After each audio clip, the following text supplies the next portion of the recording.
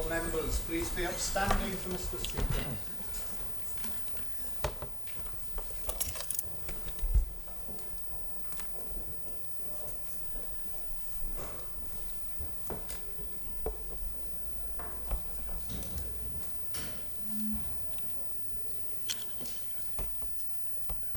Oh, my good morning, honourable members.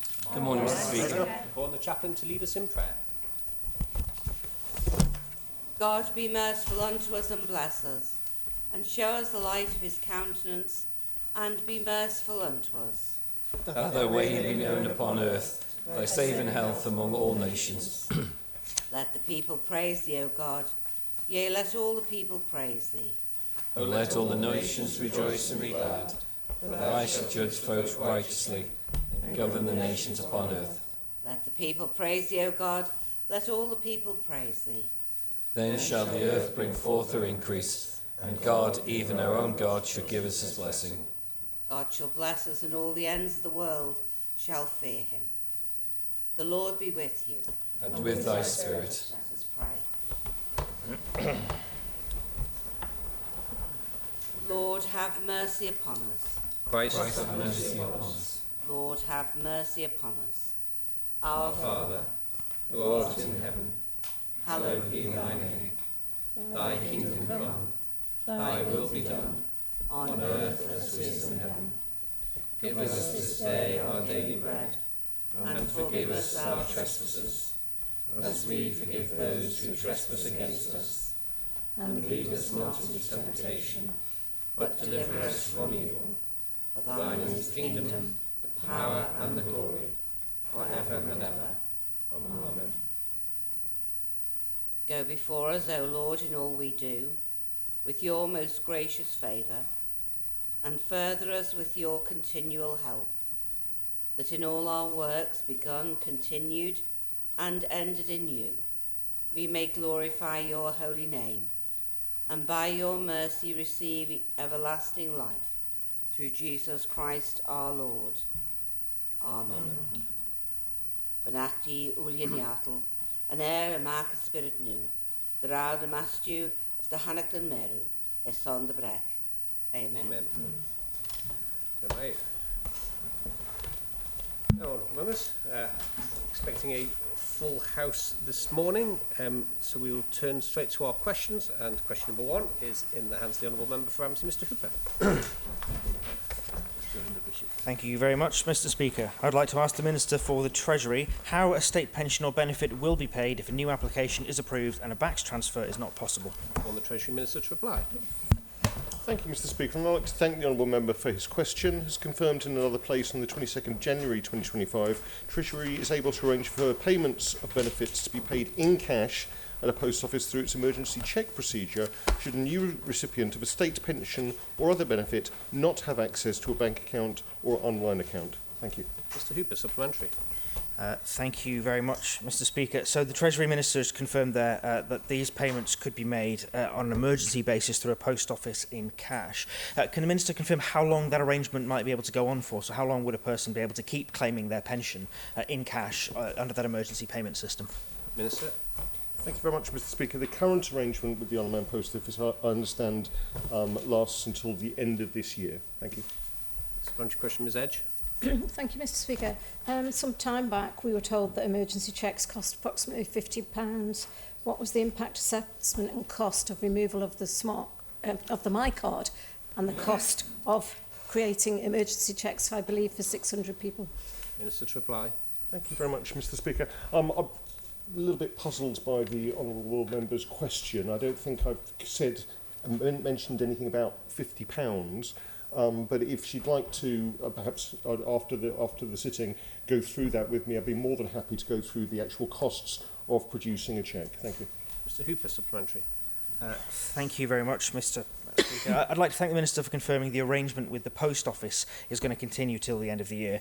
But what I'm interested in is how long can that individual keep claiming in cash? So is there a time limit? Can they get 1 cheque, 6 cheques? How long is that emergency arrangement able to last for that individual person? Minister to reply. Thank you very much. Mr Speaker. And I think the one member for a supplementary question, obviously providing benefits for people who are entitled to them is one of the core functions of the Social Security Division, and we would endeavour to continue making those emergency payments in whatever form was most appropriate for the recipient. Obviously, if the recipient was having difficulties opening a bank account or an account with a credit union, we would also work with them to try to help them get a more sustainable way of managing their finances. Thank you. Supplementary question, Ms Edge. Thank you, Mr Speaker. I wonder, the Treasury Minister didn't respond to this one. Could he circulate the impact assessment of the cost of producing a cheque for somebody to collect cash benefits, and what due diligence will be done at the post office to be able to hand that cash over? Minister to reply. Thank you very much. I thank the Honourable Member for her question. The Department has always had various methods to get cash payments to recipients of benefits, and these are done along two lines. Some of the emergency payments are done in the form of a voucher, which is not valid for banking purposes and needs to be taken to the customer's designated post office along with photo ID, and the post office will cash it for them. But there's also a limited number of cheques produced each week, and these are particularly for people who don't have a single designated person who can collect the payments for them. Perhaps they have care workers going into their home, and the current arrangement that we have at the post office is that the customer signs the cheque and the care worker takes it to the post office with their work ID and cashes it in.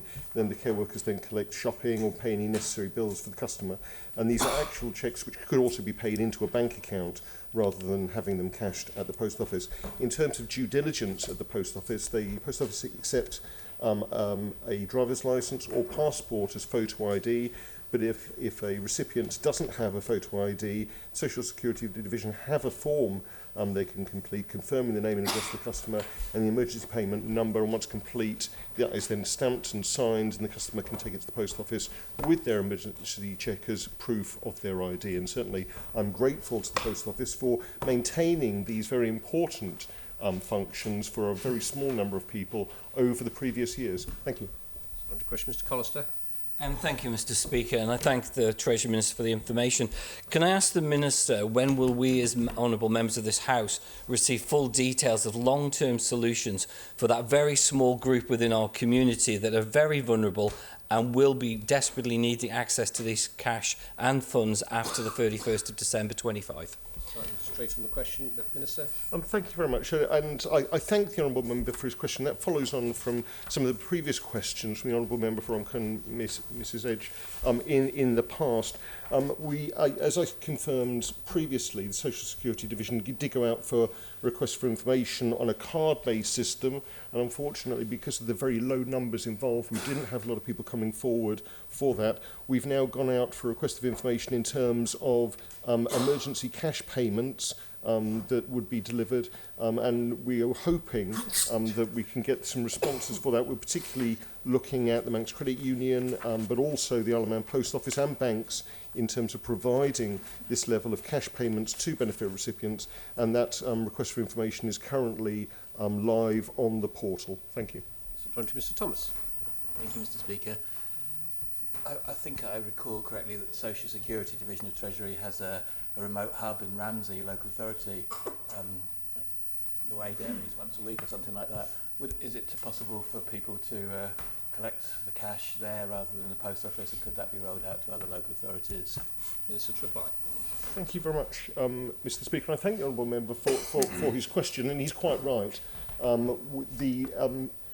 The facility at Ramsey was a change in an existing facility that was run by an office close to Cumnor Moor, but because that involved lone workers, it was transferred to the town hall in Ramsey, and a representative of the Social Security Division is there on a regular basis to answer questions and deal with applications. As far as I know, they don't actually handle cash, and obviously there are precautions, training and protections that are needed in terms of cash. But I have been approached by the Ramsey Town Commissioners in terms of dealing with some of the wider aspects in terms of access to cash. And I know certainly in Castleton, the commissioners there have been very proactive in terms of making space for an ATM. And certainly it's something I think as we go forward that I'd like to see more cooperation with local authorities, local communities, in terms of the general access to cash in a safe and convenient way, not just for benefit recipients, but for the general public. Thank you. Question 2, calling the Honourable Member for Albury Castle Mr Morehouse. Thank you, Mr Speaker. I'd like to ask the Treasury Minister what role he has played in pay negotiation with doctors, and what additional funding for the Department of Health and Social Care has been considered in the last 6 months to do with this. Thank you. Again, calling the Treasury Minister to reply. Thank you, Mr Speaker. I'd like to thank the Honourable Member for his question. Can I first state that although I've openly declared that I'm a member of the British Medical Association and the Isle of Man Medical Society, I've never been employed by Manx Care, and so I'm unaffected by any of the recent pay negotiations. I can confirm as Treasury Minister I've played no role in the pay negotiations with doctors. The Minister for the Department of Health and Social Care has provided updates to members on the situation with doctors' pay and how any increase is to be met through the existing departmental budget. Staff pay has been highlighted as one of the key cost pressures by the Department of Manx Care. There have been no changes to the Department's budget over the last 6 months in anticipation of any eventual settlement. Thank you. Mr Morehouse. Thank you, Mr Speaker, and thank you, Minister. What discussions have there been with the Department of Manx Care since the 8% offer was announced? Have any concerns been raised about the DHSC's budget and whether it will create a long-term recurring issue? Thank you, Mr Speaker. Minister to reply. Thank you very much, Mr Speaker. I thank the Honourable Member for his question. I think the Minister for the Department of Health and Social Care has been quite open in terms of the settlement and stopping the first planned strike on the Isle of Man by doctors to maintain key services. In terms of the discussions about the implications of this, we did have a meeting between Treasury, the Department and Manx Care last week to discuss both the budget for this year, the documented overspend, but also how the budget for next year would need to accommodate both increased efficiency but also some of these cost pressures that we have documented in terms of staff pay, but also the drugs budget, off-island referrals and general inflation. Thank you. Mr Hooper, supplementary question. Thank you very much, Mr Speaker. I'd like to thank the Treasury Minister for confirming that no additional funding has been provided to the Department.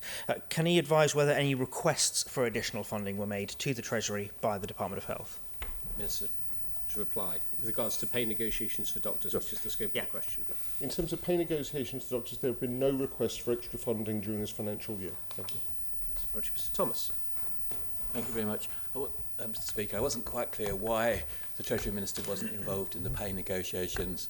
I don't think I heard reference to being a member of the British Medical Association, for instance, so that might have precluded the Treasury Minister from being involved in the pay negotiations as a potential beneficiary. I just wanted to think of it just being a helpful question to make it clear why the Minister might not have chosen to be personally involved in all of this. Minister to reply. Thank you very much, and I thank the Honourable Member. Again, in terms of pay negotiations, particularly with recognised trade unions, it should be the employer who deals with that. Treasury would not normally get directly involved in any pay negotiations across the public sector, whether that be the PSC, the BNA or the Royal College of Nursing. In the past, myself and my colleague in the Honourable Member for Ramsey have met with unions at other times to listen to their issues, but that has not then intervened. We've not then intervened with pay negotiations as politicians. We've left that up to the representative bodies and officers. Thank you. Mr Morehouse, supplementary. Thank you, Mr Speaker. In the first supplementary answer that was given, the Minister made reference to the meeting that took place last week with Manx Care and DHSC. Following that meeting, Manx Care released a press statement saying some additional spending has been approved by Treasury to support Manx Care. This means that some of these planned actions have been able to be reduced. How much money was made available? Because the previous answer did suggest that no additional money had been made available. Thank you, Mr Speaker. Treasury Minister. Thank you very much. And I thank the Honourable Member for his question. Again, we're talking about in relation to the pay award for the BMA. No extra money was made available by Treasury, but in terms of some of the the mitigations that Manx Care were planning to bring forward, including reducing on-island elective surgery, then we did have a very constructive conversation with the Department of Health and Social Care and Manx Care to see how that sort of measure with the then explained impact on patients could be avoided. Thank you. Mr Hooper, supplementary. Thank you very much, Mr Speaker. I'd like to thank the Treasury Minister for the information he's sharing this morning. He's mentioned that there was no additional funding requested or provided in respect of the pay award. Can I ask then, does that mean that the Treasury hasn't really had any role in deciding how the department allocates its own budget? So it seems to me that the department has had an underspend in the year, and they've been able to allocate that money as they saw fit. Can the Treasury Minister confirm that's the case? With regards to The pay awards.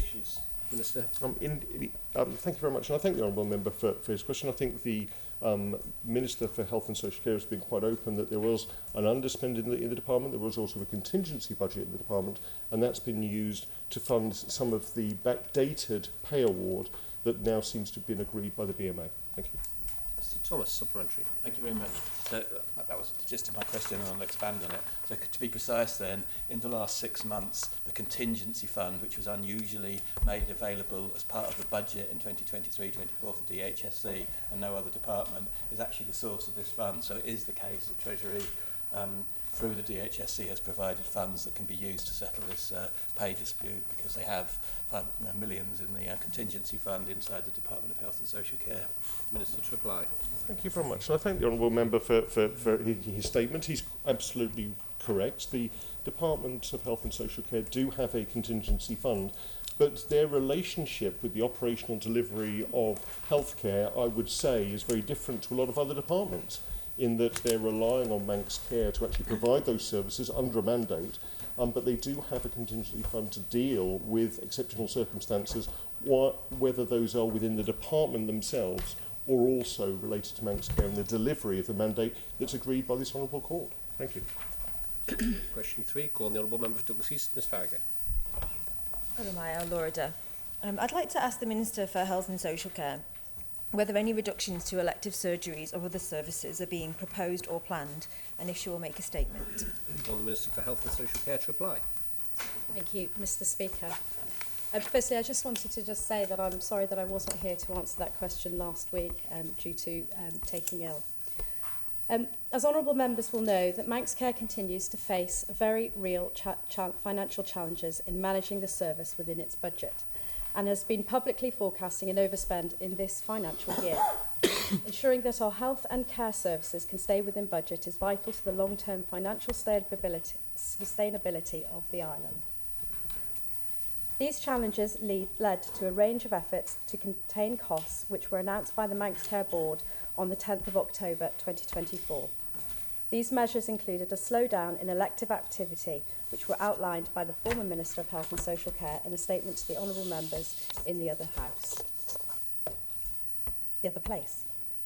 Since then, Manx Care Board has been monitoring its spending position, and with the assistance of the Treasury and the Department of Health and Social Care, has been supported with additional external senior health expertise on operational delivery and financial leadership. This resource is seeking to identify further opportunities to improve Manx Care's efficiency and find savings that avoid impacting on frontline care.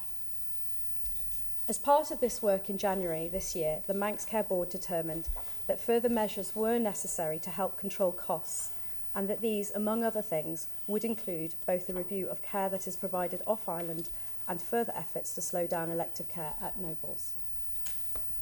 However, following a Treasury Board meeting, some additional spending was approved to Manx Care last week.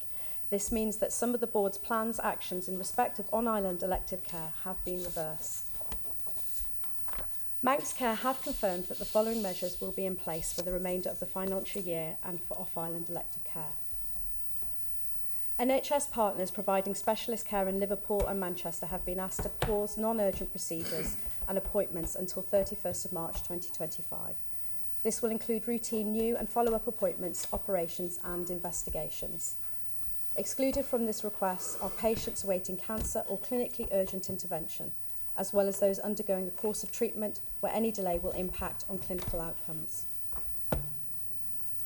The decision about whether an appointment is urgent or semi-urgent has been made by a clinician, and Manx Care are also asking NHS providers to review individual patient pathways with a view to discharging them from specialist care, converting appointments to virtual or repatriating care back to Manx Care teams. Patients who have had their operation off-island cancelled will be rescheduled after the 31st of March 2025. Looking into the next financial year, as honourable members will know, we are currently working through development of the 25-26 mandate for Manx Care and its operational plan. Discussions are ongoing, and I've committed to engaging and updating honourable members on this work in the coming weeks before the mandate is formally considered by the other House in March. As honourable members will be aware, the next step is a briefing at lunchtime today, which I hope you'll all be able to attend. Thank you, Mr. Speaker. Supplementary question, Ms Farragher. Gorabaya, Lorda, and thanks to the Minister for that statement and information this morning. The Minister said in the past that she would look at everything else before making any cuts, that every avenue would be exhausted. Does the fact that she supported these cuts mean that that's the case, all avenues to save money have been exhausted? And does that mean that more cuts are likely, and that we're likely to see that cost-saving measure of elective surgery being cut, reimposed in future? And if so, can she commit to keeping honourable colleagues and the public informed in future? Thank you. Minister to reply. Thank you, Mr. Speaker. So the Department supports the review of the care that is delivered off-island, mainly because that it's essential to ensure that our patients are both able to receive care here on island, and if that's appropriate, but will also ensure that people do not suffer the inconvenience of journeys to the UK for appointments which could be delivered in another way, either such as virtually, as I mentioned in my speech, or in my statement, or are unnecessary. We believe that reshaping the way appointments are delivered is a good basis for reform by having more oversight and control of care that is delivered off-island. That is good for patients, but also helps the cost, given the increase of the overall cost of off-island care over the recent years. In answer to the honourable questioner, will there be further cuts or reduction, I would call. As honourable members are not aware, as honourable members are aware, the budget has not been approved, and the work to deliver the mandate and operating plan is still ongoing, as I said in my statement. In order to deliver within the budget, we need to look at how we deliver our services to ensure that they are efficient and sustainable for the future, and this work is still ongoing. But what we have to be clear on to the public is that changes to services are not the same as reductions or cuts, and to confuse the matters is irresponsible. For example, we have been open that we want to see services moved out of the hospital where safe and appropriate to do so that patients can receive services in their community. This is a change to service delivery, but is seeking to provide to improve patient services and manage demand within the hospital. I can confirm, and as I said in my opening statement, I have committed to keeping honourable members completely updated on anything further going forward with to do with the 25-26, the operational plan and the mandate. Thank you, Mr. Speaker. Question, Mr. Callister. Thank you, Mr. Speaker, and I thank the Minister for the information this morning. I know that the Minister and the Department were put in an incredibly difficult position when when local media received a copy of the statement being provided by Manx Care on the 15th of January at around 10:30 in the morning.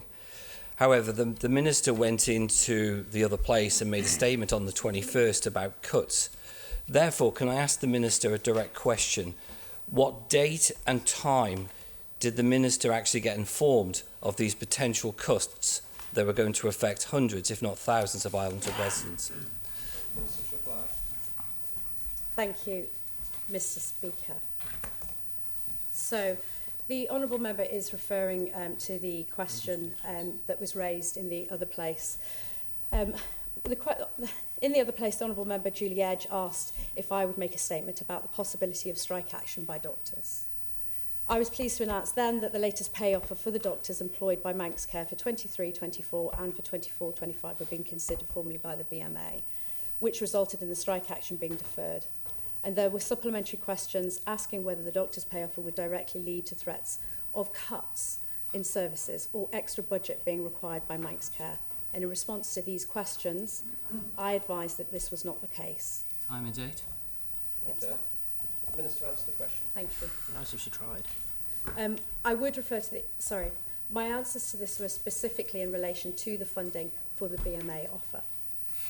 I can confirm that I was advised on the date of the 15th, I believe that was the Wednesday, I have to check that, in the afternoon, when the press release had been already passed to the press.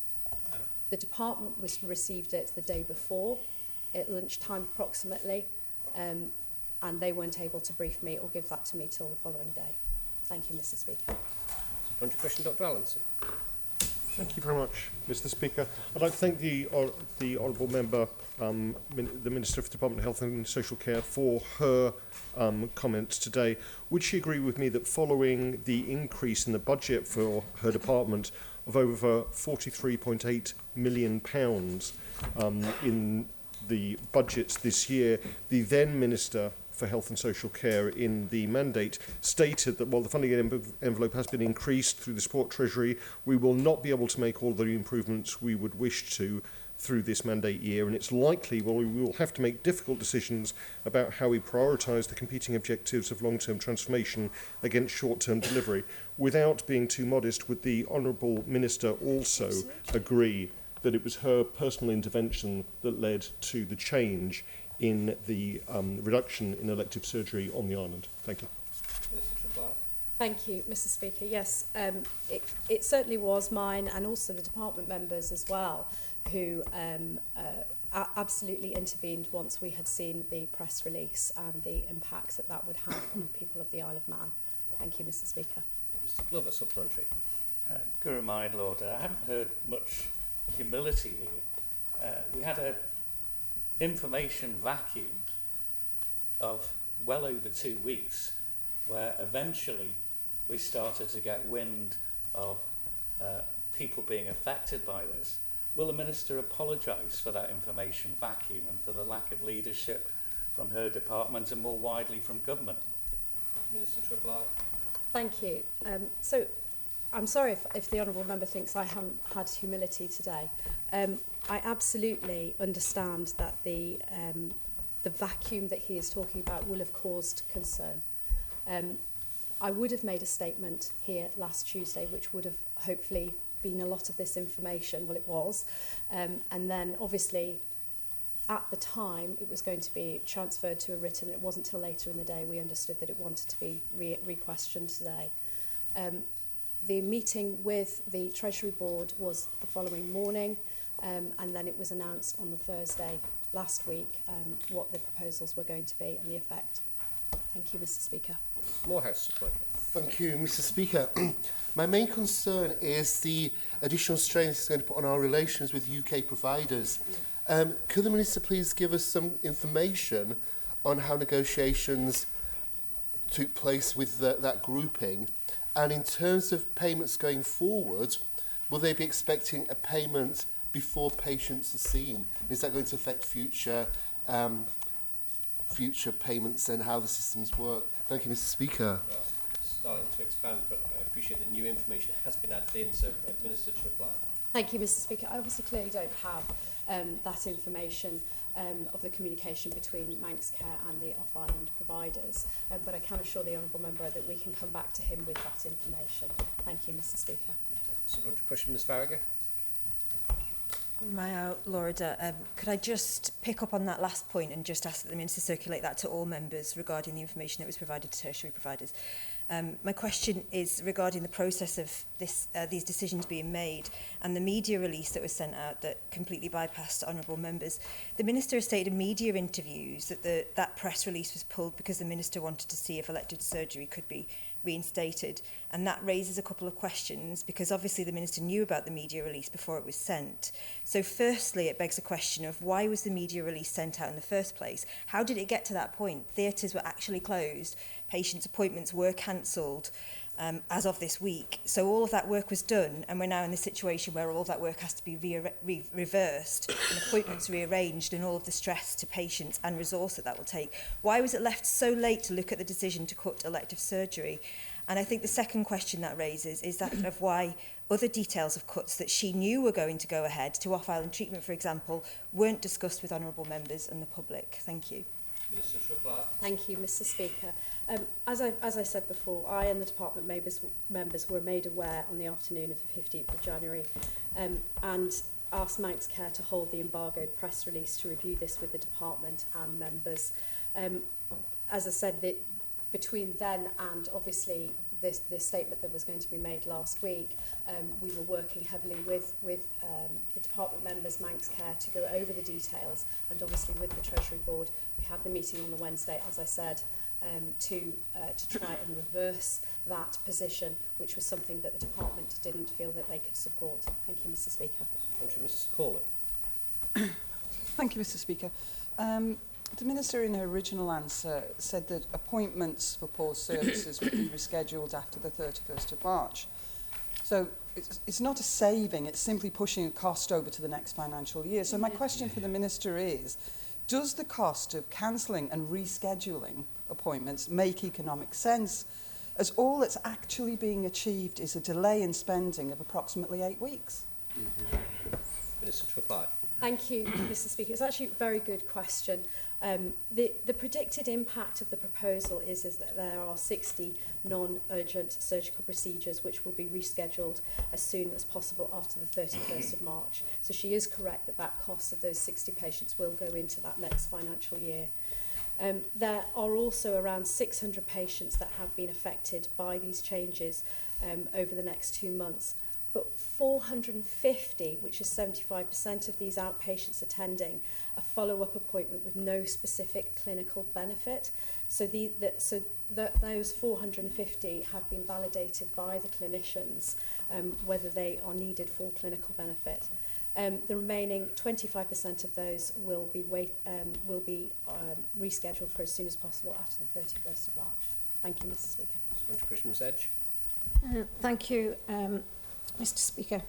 I do feel sorry for the current Minister for Health, because I think she's picked up a complete financial mismanaged mess, and I do hope that she is going to address that most seriously for the people of the Isle of Man. It's clear there's been no financial governance, and for these cuts to be impacting our people, it's really seriously. But my questions for the Minister are, she stated that it was clinician-led. Can she provide who those medical input decisions were made by, and they weren't made by any external expertise resource not familiar of the Isle of Man system? And also, what clinical impact analysis and risk assessments were undertaken for that, and what was stated in October by the previous November by the previous minister, who's our chief minister, was that there would be no further cuts. So can the Minister answer what has been the financial accountability and what she is going to do about the financial accountability of Manx Care, its board, when in October we were told there was going to be cuts to elective surgery and there would not be any more if they took those changes then. We've allowed those changes to happen in October. Here we are in February with more cuts. There is clearly total mismanagement of the funds of the Manx people within Manx Care. Thank you, Mr. Speaker. So I can obviously provide, I don't have that with me today, but I can provide the information she required in terms of the clinical, it's the clinical lead and who that was. The department has not been provided with a full impact assessment of those proposals, as that was an operational matter for the Manx Care Board. However, the Manx Care considered the financial savings proposals at a closed board meeting on the 7th of January. This included an overview of the risks associated with each measure in the financial recovery plan, identifying the highest risks in order of what will potentially be suspended or impacted during ensuring that the safety to all patients continues to be prioritised. Thank you, Mr. Speaker. Mr. Morehouse. Thank you, Mr. Speaker. How much additional funding was made available, please, Minister, from the Treasury?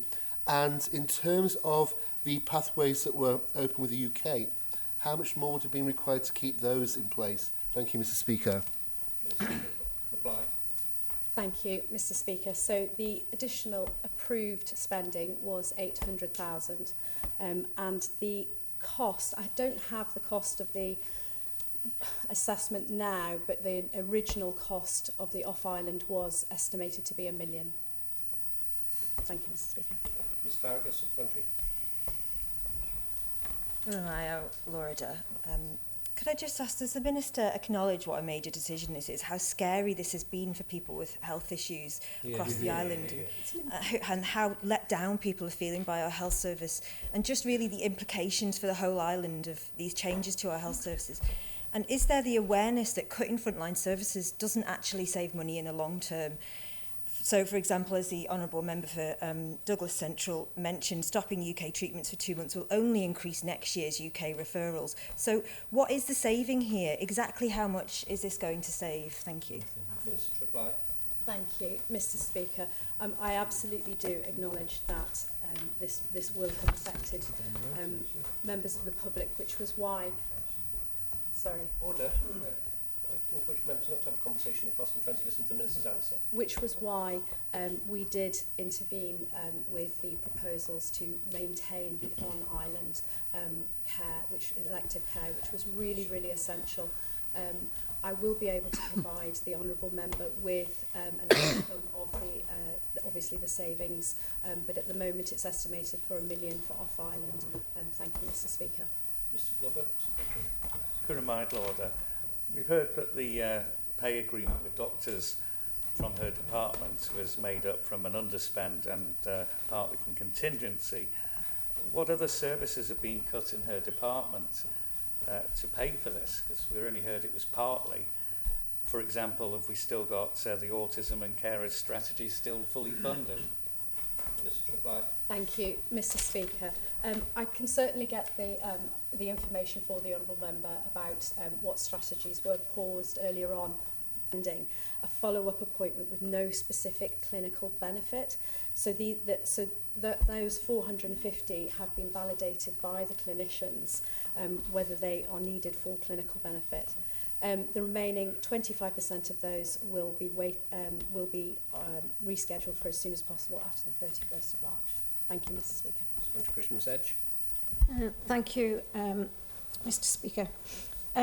I do feel sorry for the current Minister for Health, because I think she's picked up a complete financial mismanaged mess, and I do hope that she is going to address that most seriously for the people of the Isle of Man. It's clear there's been no financial governance, and for these cuts to be impacting our people, it's really seriously.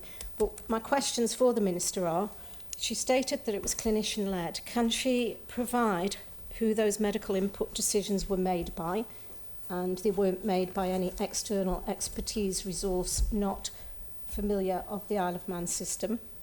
And also what clinical impact analysis and risk assessments were undertaken for that, and what was stated in October by the previous November by the previous minister, who's our chief minister, was that there would be no further cuts. So can the minister answer what has been the financial accountability and what she is going to do about the financial accountability of Manx Care, its board, when in October we were told there was going to be cuts to elective surgery and there would not be any more if they took those changes then. We've allowed those changes to happen in October. Here we are in February with more cuts. There is clearly total mismanagement of the funds of the Manx people within Manx Care. Thank you, Mr. Speaker. So I can obviously provide, I don't have that with me today, but I can provide the information she required in terms of the clinical, it's the clinical lead and who that was. The department has not been provided with a full impact assessment of those proposals, as that was an operational matter for the Manx Care Board. However, the Manx Care considered the financial savings proposals at a closed board meeting on the 7th of January.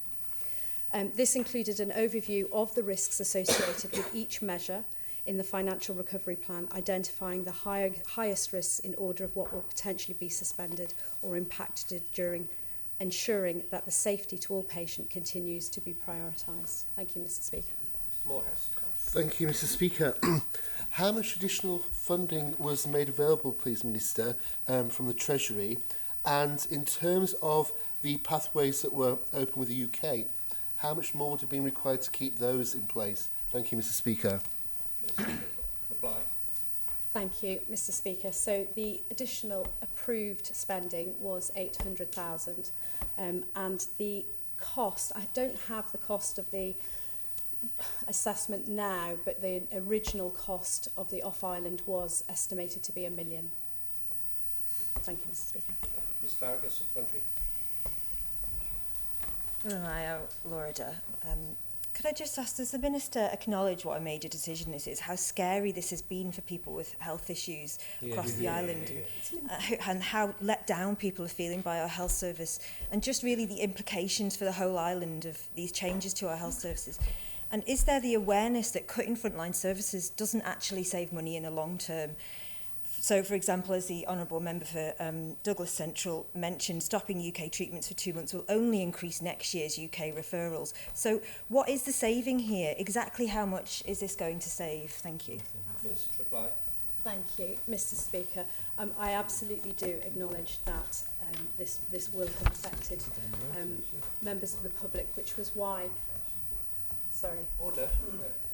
Encourage members not to have a conversation across and trying to listen to the Minister's answer. Which was why we did intervene with the proposals to maintain the on-island elective care, which was really, really essential. I will be able to provide the Honourable Member with an outcome of obviously the savings, but at the moment it's estimated for £1 million for off-island. Thank you, Mr. Speaker. Mr. Glover. Curramaid Lorda. We've heard that the pay agreement with doctors from her department was made up from an underspend and partly from contingency.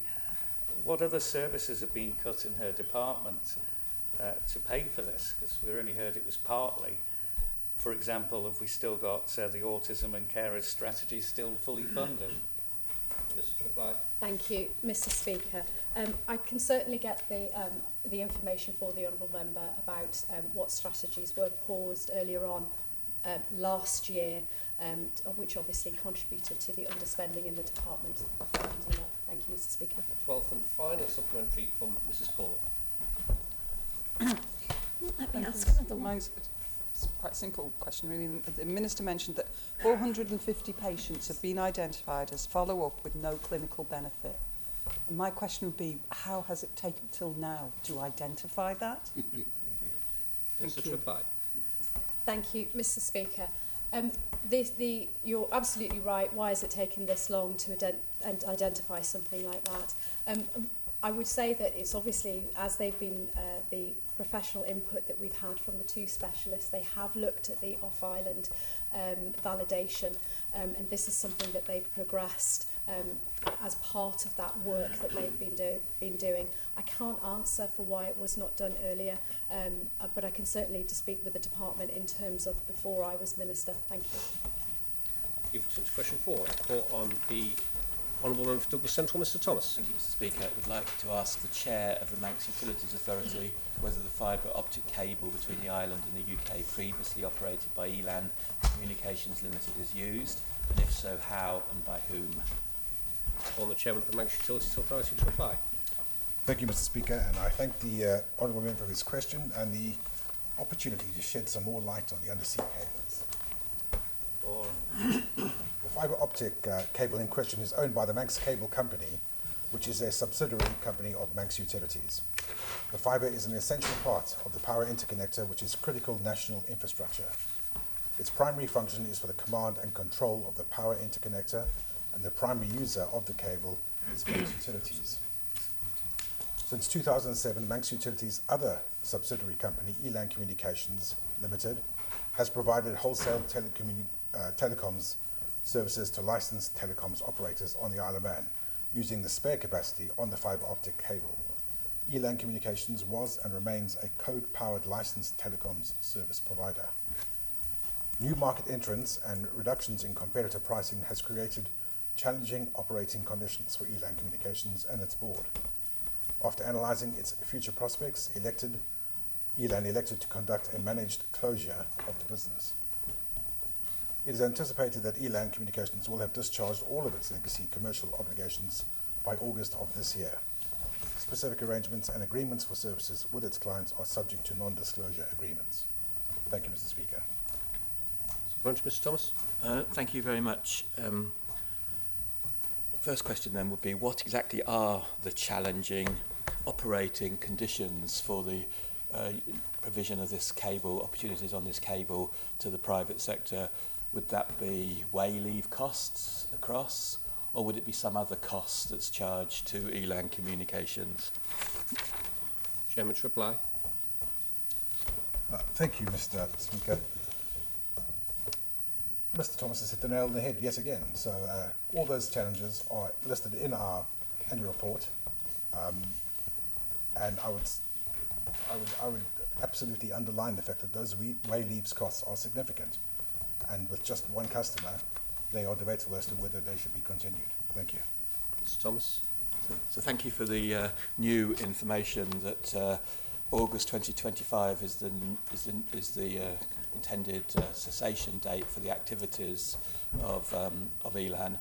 Can the Chair assure this place and the public that the board will explore with the existing customer and potentially other customers continuing use after that date? Because from the Chair's initial answer, it seems a bit ridiculous to have spare capacity on a cable that's not going to be used in the future.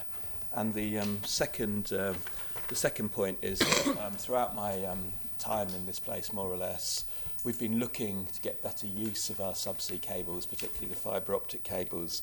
So Analysys Mason did some work back in nearly 8 or 9 years ago, and I understand from a recent digital agency presentation that they also did more work in the last 12 months about the view of how that cable can be used. So can the Chair confirm here today in public that the board will do everything they can to continue to make use of that subsea cable in the public interest?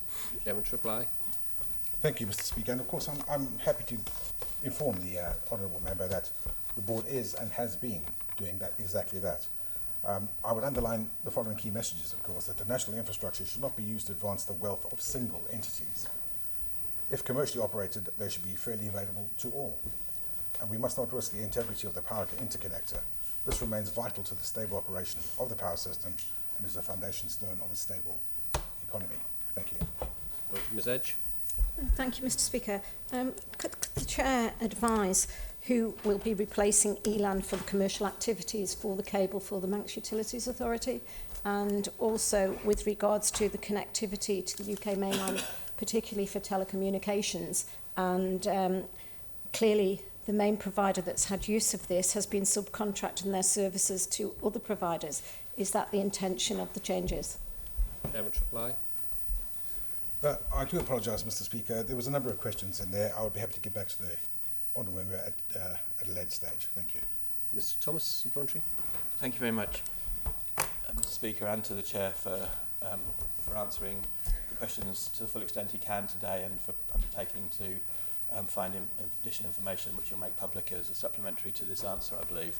So the next question is, it seems to me in the second supplementary answer, the Chair suggested that it was pointless just for having one operator, private sector operator on this cable. So do I understand then that somebody is going to launch a tender for use of the balance of this cable, so we can see who is out there in the public would like to make use of this cable?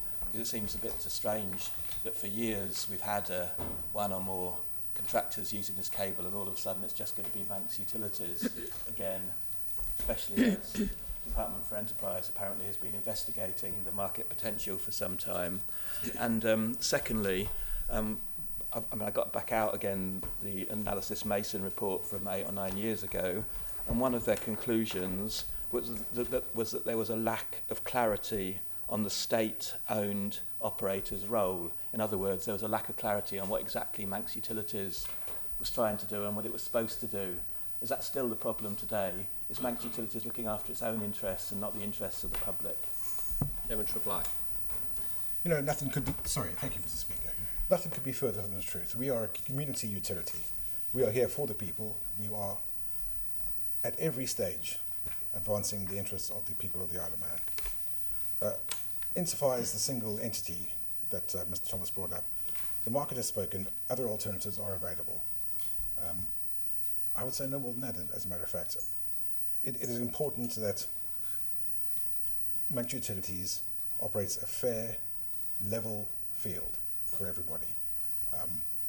We cannot be at the disposal of one single entity. Thank you very much, Mr. Speaker. Ms Edge. Thank you, Mr. Speaker. Perhaps I'll just ask the one single question, so hopefully the Chair can answer this one. Who is going to be responsible for the ELAN commercial activities for the MUA if ELAN's company structure changes? Chairman to reply. The ELAN Board. Thank you, Mr. Speaker. Turn to question 5. Call on the Honourable Member for Onken, Ms Edge. Didn't even answer. Thank you, Mr. Speaker. I'd like to ask the Chair of Isle of Man Post Office, when discussions started with the Department for Enterprise and Treasury in respect of ceasing MyCard usage for social security payments, what the key moments in those discussions have been, and if he will make a statement. On the Chairman of the Post Office to reply. Thank you, Mr. Speaker. The Treasury Minister has previously confirmed to this Honourable House that the contract for the provision of MyCard services between Treasury and Isle of Man Post Office has recently been extended to the 31st of December this year, and that he intends for this to be the final extension of this contract. The MyCard service is one of several agency services Isle of Man Post Office provides on a commercial basis through the sub-post office network, with such contracts being routinely entered into, extended or terminated in the normal course of business aligned to customers' needs. I trust the Honourable Member and former Post Office Chairwoman will appreciate that I'm bound by the confidentiality provisions contained within these contracts, and consequently it wouldn't be appropriate for me to comment further on the discussions. The Department of Enterprise is not party to the contract and was not involved in discussions regarding the extension other than by way of routine updates provided to them in their capacity as sponsoring department to Isle of Man Post Office. Thank you, Mr. Speaker. Question, Ms Edge. Thank you, Mr. Speaker, the Chairwoman. I'd like to ask the Chair of the Post Office with regards to those Treasury discussions, which we know have been going on for some considerable time. What business cases and proposals did the Post Office provide to Treasury to provide solutions for this card and how it could be enhanced for the better purposes and use for the Manx public? So thinking particularly around whether it could be used as a banking card or as an ID card. Chairman to reply. Thank you, Mr. Speaker. I honestly don't know the answer to that question. I can ask at the Post Office and see if I can get any clarity for the Honourable Member, but I don't know the answer to that question. Mr Hooper. Thank you very much, Mr. Speaker. I wonder if the Chair could advise what the financial impact on the Isle of Man Post Office the ceasing of this contract will have, and whether there will be any impact on the potential sustainability of the sub-post office network. Chairman to reply. I can't go into any details of actual amounts, Mr. Speaker, but it will have an impact. Obviously, it is a source of income that we're losing. Similarly, when the DOI goes fully digital, we will lose that amount of income as well to our sub-post offices. And it will have an effect on the sub-post office network. Yes, sir. Supplementary question, Mr Thomas. Thank you very much. Mr Speaker, and to the Chair for trying to be helpful, and in that spirit I hope he'll continue to be helpful and circulate the information to add to the Hansard. This is my recollection that many times upstairs and in this place talk of MyCard being one of 4 or 5 digital identities and cards that government had, with the potential to be hugely expanded for the benefit of public services being discussed in this place. So if my recollection is correct, and if the appendix to the Smart Services document is accurate, which is a published document, can the Chair take to confirm later on that for many years MyCard as a basis for digital services has been discussed but has always been rejected by government? Secondly, can the Chair undertake to investigate and then circulate to members and publish as a supplement to this Hansard the fact that for many years it's been talked about taking away the vehicle driving licence and the MyCard payments from going through the post office service, and that's been government plan for 7 or 8 years probably at least. Chairman's reply. Thank you, Mr. Speaker. Yes, it's no surprise that government's digitisation programme has been under discussion for long before I became a member of the House of Keys and chairman of the Post Office. And, you know, all these things are going to have an effect, but if you want to bring the Isle of Man into the 21st century, then it's inevitable that these things will happen and there will always be consequences of these actions. But yes is the quick answer. Mr. Hooper. Thank you very much, Mr. Speaker. I'll try again. The Treasury have told us it will save them £500,000 a year. That's actually published in the local press. So the Treasury are telling us what it will save them. They're telling the world what it will save them. But the chairman of the Post Office won't share the information he has on how much of that saving is going to be directly lost to the Post Office. And of course, we know there will be an impact on the future of the Post Office network. That is without question. The question I asked was, what will the impact be on the sustainability of the sub-Post Office network? I would appreciate answers to these questions, Mr. Speaker. Chairman's reply. Thank you very much, Mr. Speaker. Yes, I thought I'd answered that question. There will be an effect on sub-post offices. Quite what the effect is going to be, it's too early to say. But, you know, we are faced with the danger of not only reduced income as far as sub-post offices are concerned, but also reduced footfall through post offices is one of the reasons that some of our commercial partners find the synergy between the two organisations to be effective for them. I couldn't tell you what the saving, and I don't think the Post Office would want to tell the Honourable Member what the amount is it's going to actually cost the Post Office. He's got the figure from Treasury that it's going to save them £500,000. I don't know that we could go any further with that, sir. Yes, Ms. Edge. Thank you, Mr. Speaker. I do want to bring the Isle of Man into the 21st century, and the MyCard was going to be a solution to that, which I appreciate was before the current chair's tenure. So can the current chair commit, please, to provide the business cases, the impact assessments that were provided to Treasury of solutions for extended use for a one access ID for all people using public services on the Isle of Man before he was chair? If he could commit to circulating those, because I know Isle of Man Post Office have tried and tried with Treasury to make this card that point of contact for anybody using public services on the Isle of Man, and I'd appreciate those being circulated. Chairman's reply. I'll certainly take that back to the Post Office, Mr. Speaker, and if they decide that this is information that they're happy to release, then I'm more than happy to do that. Turn to supplementary, Mr. Thomas. Thank you very much. A key part of this excellent question is that what the key moments in these discussions have been. Well, I hate to remember this, but I think one of the first, I think can the chair confirm that he has regular meetings with the Department for Enterprise as a sponsoring department? And secondly, does the chair remember, as I do, that one of those early meetings was a meeting chaired by the then Department for Enterprise Minister, where where Treasury, Department of Infrastructure and the Post Office were forced to agree a timetable to phase out MyCard and the vehicle driving licence at the instigation of the then chair of the Department for Enterprise. Chairman's reply. I vaguely remember such a meeting. Yes, we do have regular meetings with the Department for Enterprise. They are our sponsoring department. And I do remember a couple of meetings where these things were discussed, but I don't have the capacious memory of the Honourable Member. Turn to question 6, calling the Honourable Member for Douglas Central, Mr. Thomas. Thank you, Mr. Speaker, and I appreciate you taking this question today.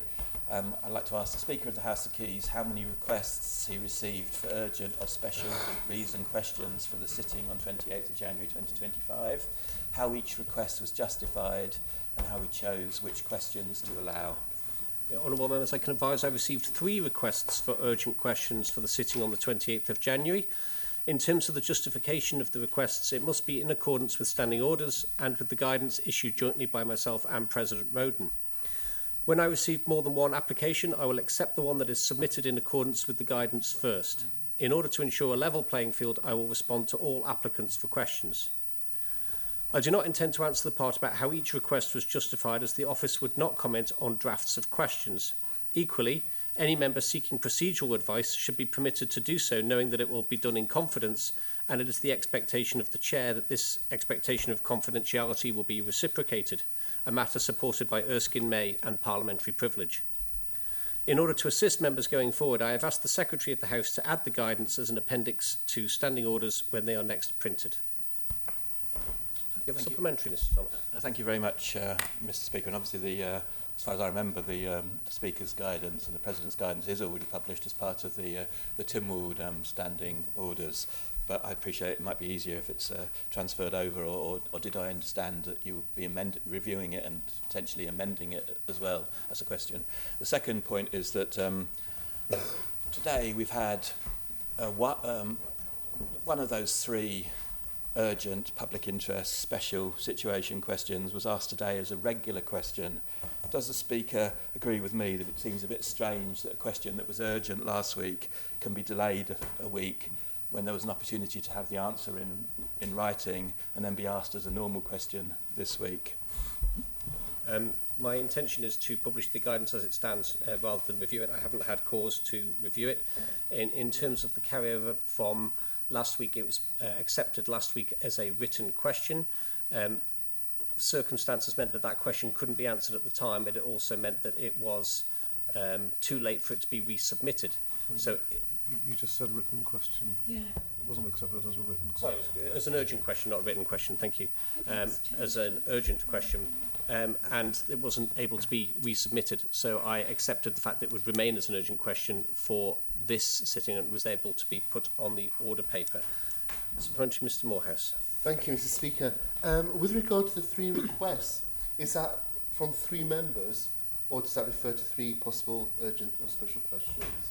Thank you, Mr. Speaker. Three members. Ms. Edge.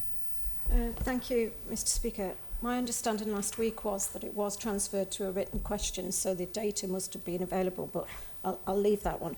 But for greater transparency in the future for all honourable members, because it can be quite frustrating if you've asked for an urgent question and you suddenly end up at the bottom of the pile. I was one of those people.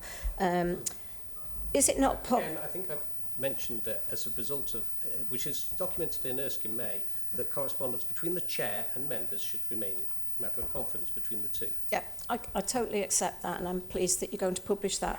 But for transparency, normally, if honourable members ask similar questions in this honourable place or in the other place, it's possible to put them all on the order paper but link them together. And I'm just wondering, is there any possibility for that to be looked at by you as the Chair for urgent questions? That is something that's considered in the when taking urgent questions. Yes, Mr. Hooper.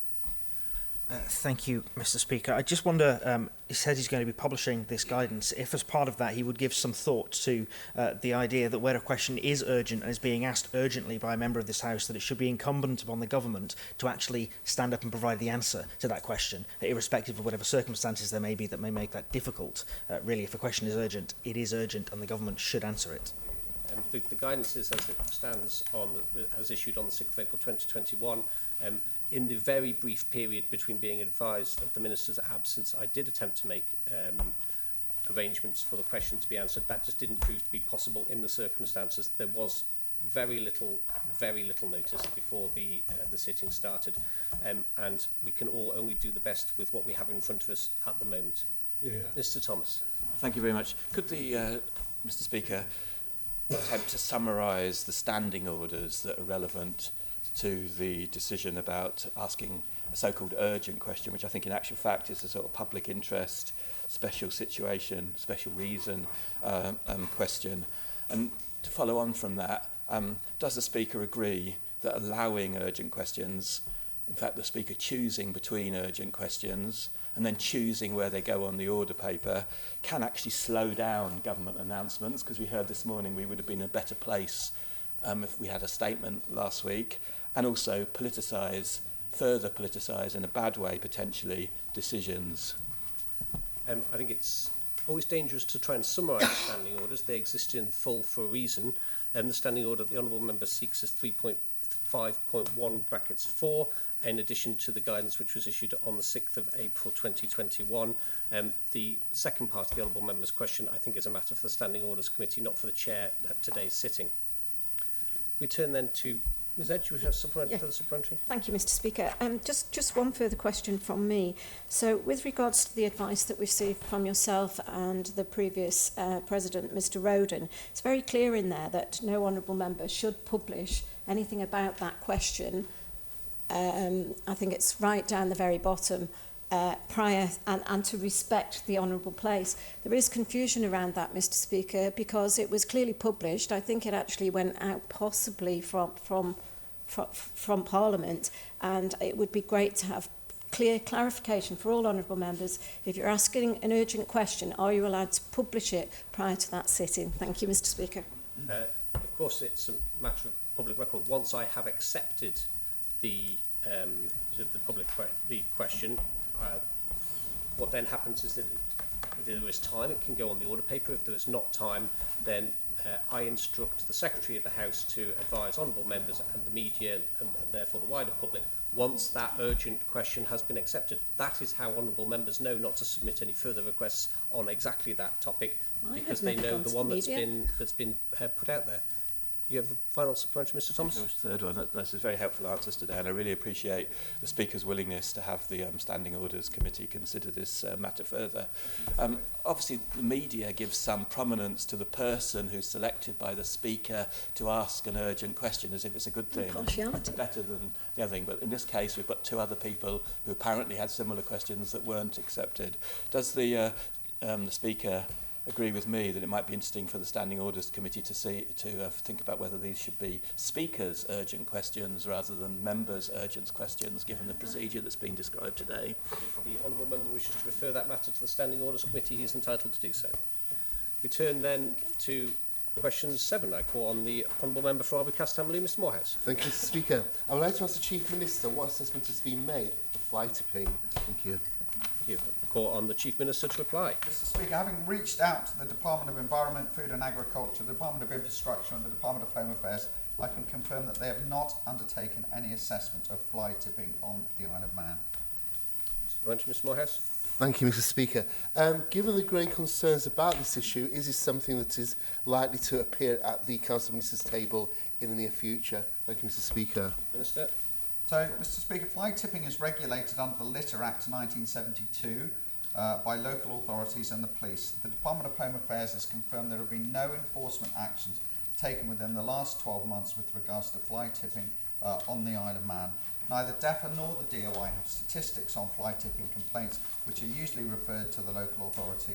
If the honourable member has concerns about a particular site, then I would suggest that he should send the details to that relevant local authority. I'm not aware of any papers forthcoming to the Council of Ministers on this matter. To question 8, call on the honourable member for Ms Edge. Thank you, Mr Speaker. I'd like to ask the Chief Minister whether the Council of Ministers intends to extend to the island the provisions of the Online Safety Act 2023, which is an act of the UK Parliament, and if so, when and how. Chief Minister to reply. Thank you, Mr Speaker. By way of background, the Online Safety Act 2023 of Parliament is designed to provide more protection for children and adults from illegal and harmful content online by creating duties on platform providers, including social media companies and search services. The Act contains a permissive extent clause to allow the extension or part or all of the Act to apply to the Isle of Man. The Council of Ministers requested that this be included in the Act, as the island does not have the resources or the scale to deal with the large internet and social media providers as the United Kingdom does.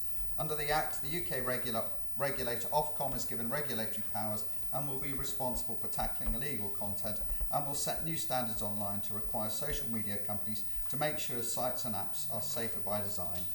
Whilst the Act did pass into law in the UK in October 2023, the process to implement the new regulatory regime is still underway. This process is led by Ofcom, which is in the course of drafting and consulting on codes of practice and guidance.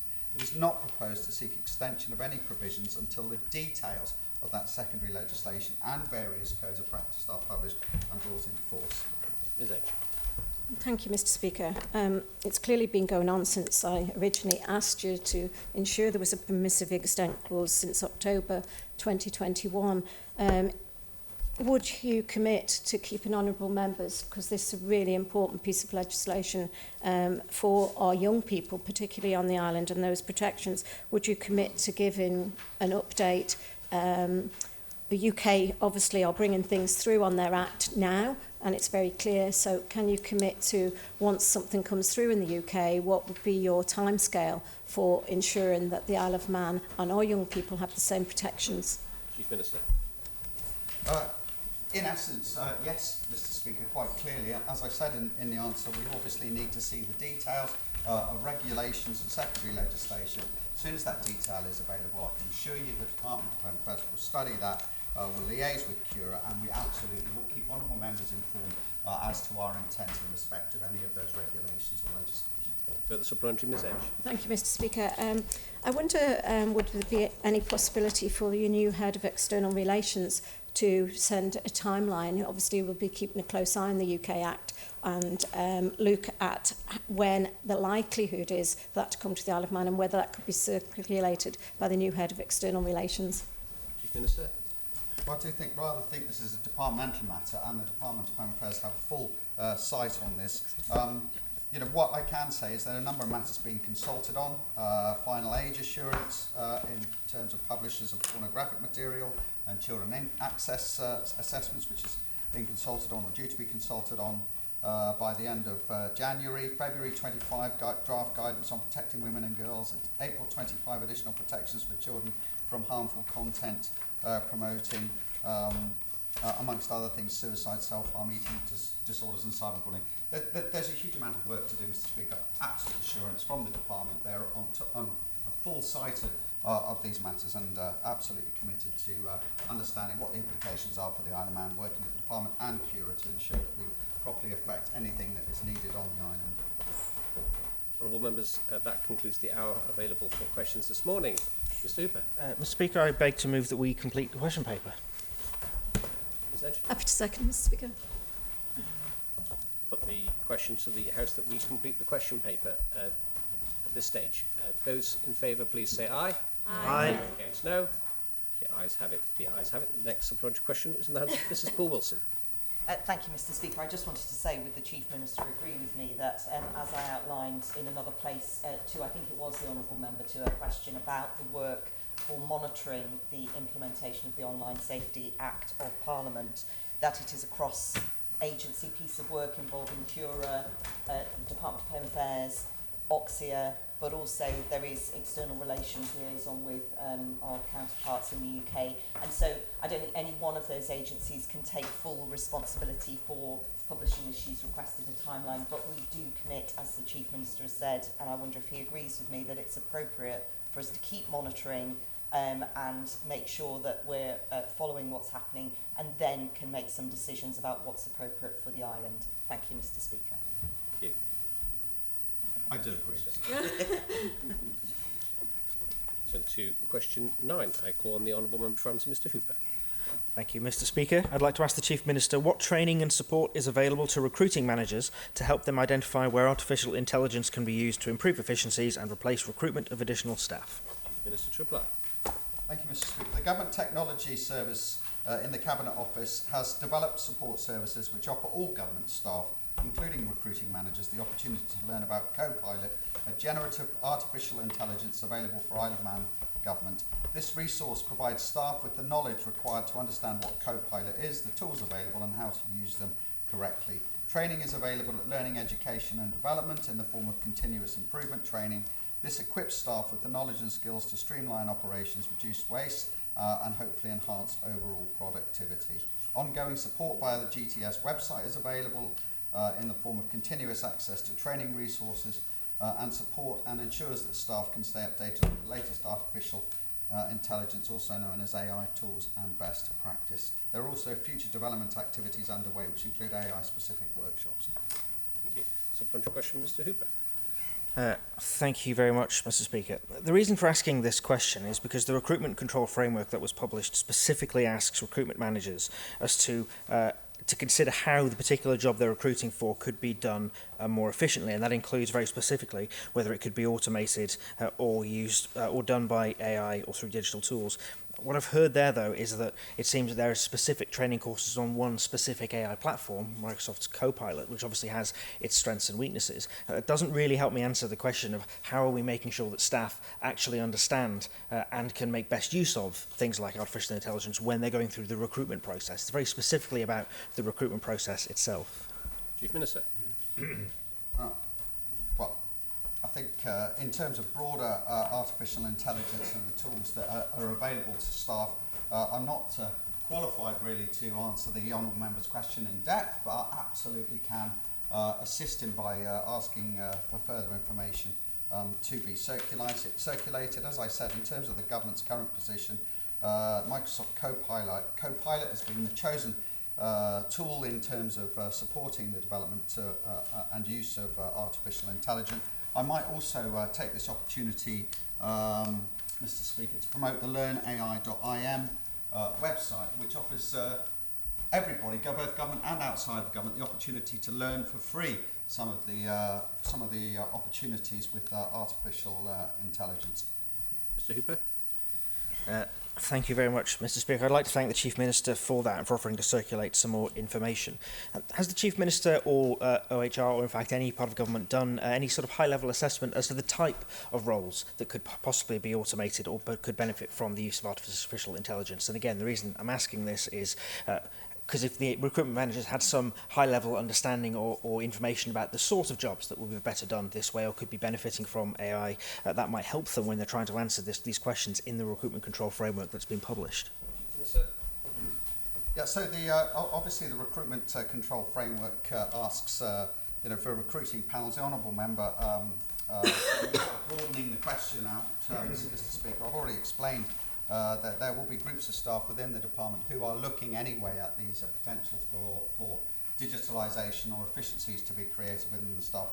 And I would suggest to the honourable member and to all staff across government that when looking at vacancies, the assessment of whether some form of digital application can replace that should at least be a question that should be presented. There should be some automatic understanding of whether it's possible. I would suspect, just from a common sense perspective, whether something could be potentially digitised. And I would urge all departments to reach out to the digital services or the efficiencies team to understand how that could be implemented or indeed examined. Turn to question 10. Call on the Honourable Member for Arbroath Assembly, Mr. Morehouse. Thank you, Mr. Speaker. I'd like to ask the Minister for Education, Sport and Culture if she will provide an update on her department's policy on mobile phones in schools and its implications. Thank you. Implementation. Minister for Education, Sport and Culture to reply. Thank you, Mr. Speaker. The Department's mobile phones and smart devices policy was published and implemented on Tuesday the 14th of January 2025 and can be found on the Department's website. The policy wasn't implemented on the first day of the spring term in order to allow a short lead-in time, enabling head teachers to consider operationalising the finalised policy in schools ahead of its implementation. Thank you, Mr. Speaker. Thank you, Mr. Speaker, and thank you, Minister, for that update. In terms of the implementation, have schools taken different routes and has there been any adaptation of the policy as it was set out? And in terms of the policy itself, were there any media updates issued following the release of this policy to ensure that all stakeholders were aware of it? Thank you, Mr. Speaker. Thank you, Mr. Speaker. Just concerned. Can the honourable member repeat those two sections to the question? Whether the media were informed, and I missed the other part. Yeah, just in terms of the initial answer, there was the suggestion that local head teachers could implement the policy in a way they saw fit. So I was really wondering if there was a freedom to actually interpret it, whether any schools have interpreted it differently, whether they've all gone with what's been put before them. Thank you, Mr. Speaker. Thank you, Honourable Member. Thank you, Mr. Speaker.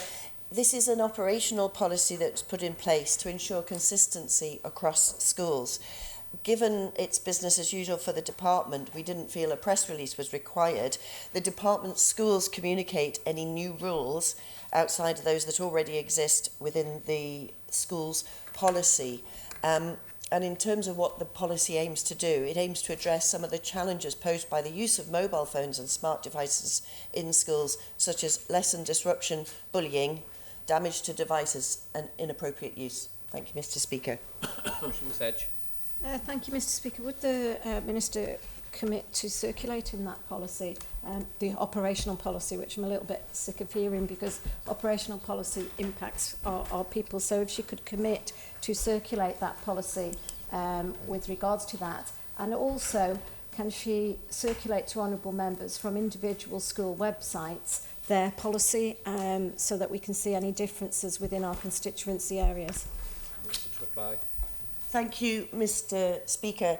The mobile phone and remote and smart devices policy of schools is available on the department's website. This is the same policy that is consistently operationalised within the schools. The schools approach it in their own way and make their own rules and procedures available to all their students.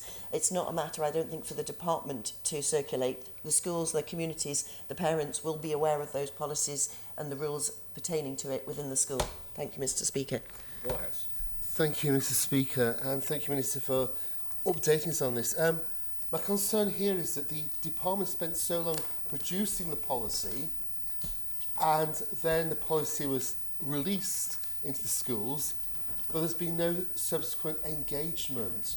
The Minister was able to highlight several really important factors that are in the policy, but does she expect there to be an engagement in the future to ensure the policy is actually bedding down as expected and is doing the job that they hoped would achieve? Thank you, Mr. Speaker. Thank you, Mr. Speaker. The policy went to head teachers and trade unions for consultation on Wednesday the 4th of September 2024. The consultation closed 6 weeks later on Wednesday 16th October 2024. Senior officers within the department regularly meet with head teachers, which offers the opportunity for any concerns to be raised. We have not received any complaints in relation to the new policy. In fact, I would say that this is a good news story. There has been overwhelmingly positive reaction. Initially some concern from some young people, but I would say it has now been fully embraced and there are many positives resulting from it. Thank you, Mr. Speaker. Morehouse. Thank you, Mr. Speaker, and thank you, Minister. It is a good news story, but we need to ensure it's a good news story for all teachers and all stakeholders and all students. Just in terms of the consultation that occurred before Christmas, were any changes made to the policy following the suggestions of the unions and head teachers? Thank you, Mr. Speaker. Minister to reply. Thank you, Mr. Speaker. The department worked up the policy in conjunction and took feedback from the all the input following the consultation that was made, and small changes were made based on that feedback, I understand, but I did not see the final policy until it came before the department. Thank you, Mr. Speaker. To question 11, call the Honourable Member for Arbroath Williams Morehouse. Thank you, Mr. Speaker. I would like to ask the Minister for Enterprise if he will provide an update on the plans for the Old Police Station in Castletown. The Minister for Enterprise to reply. Thank you, Mr. Speaker. Following the withdrawal of the prospective tenants last year, Manx National Heritage has reviewed available options for the future use of the old police station. The trustees have supported the option to dispose of the former police station. Manx National Heritage has followed the necessary process to seek and validate a market value for the property. As required by the Isle of Man Government, an expression of interest will shortly be circulated to all government departments, boards and offices for place of the property for sale on the open market. Thank you. Mr. Morehouse. Thank you, Mr. Speaker, and thank you, Minister, for the update. Following the withdrawal of the tenant, which was quite a surprise for some people, did the sponsoring department ask for any additional information about what was going on with that situation? Because clearly something quite substantial had happened. Thank you, Mr. Speaker. Minister to reply. Thank you, Mr. Speaker. As part of our ongoing relationship with Manx National Heritage as the department, we do have conversations with them and updates, but clearly any decisions, any operational decisions are made by the board and the trustees of Manx National Heritage. It's within their offices to decide what happens with their property. Thank you. Mr Thomas, supplementary. Thank you very much. Just as a small point, but it could potentially be important. Can the Minister confirm that in actual fact the new policy states departments, boards, offices and Manx Development Corporation? Because some people suggest that Manx Development Corporation get first stabs on all properties that are available for sale. Minister to reply. Thank you, Mr. Speaker. I won't necessarily agree with that at this stage. I take the point the honourable member is making, and I'll happily confirm that is the case. On to Mr Morehouse. Thank you, Mr. Speaker. We've been here before, and last time this happened, Manx National Heritage were encouraged to take on the building and find a suitable use for it. We've had a suitable use being found. We've one tenant that actually didn't progress fully as expected, but why wasn't another tenant looked for before we went back to the sale option? Because it does seem a rather extreme solution to one problem that's been met along the road after we were very clear in terms of saying we wanted this to remain within the nation ownership. Thank you, Mr. Speaker. Minister to reply. Thank you, Mr. Speaker. Well, my understanding is that Manx National Heritage would have engaged in that process. Clearly, they've made a decision that they felt that following the challenges of an agreement with the previous tenant, and recognising the real difficulties and sensitivities around such an important and registered building and what can and can't be done with it, it is a very difficult position it finds itself in. There aren't that many options. So clearly that's the decision they've made. Clearly, I remind all the members though, before any permission for disposal would happen, it would have to come to Tynwald for approval. Question, Ms Edge. Thank you, Mr. Speaker, and I'm glad the honourable members just said that it would have to come to Tynwald for approval. Can he please ensure after the last property that was sold that came to Tynwald and the previous member responsible for Manx National Heritage, my colleague Fronken, the actual price and value that they expected to receive was included in that order, so it gave everybody the option to say, I'll only give you that amount of money. Can he please ensure that doesn't happen? But also with regards to any properties that Manx National Heritage are holding and possibly thinking of disposing of, can you circulate that to members? Thank you, Mr.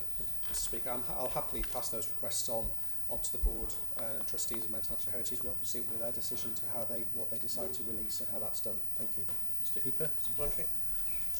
Thank you very much, Mr. Speaker. I suppose I've got two questions for the Minister on this. The first one is, does he have any concerns that Manx National Heritage appear to be going through a process of selling off heritage assets? So we have the Castan Police Station here being told about. I'm aware there's land in Ramsey that was submitted for potential development to the North and West Area Plan by M&H. It does feel like there's a potential issue here. Does he, as the sponsoring minister, have any concerns about M&H selling off some of these national assets?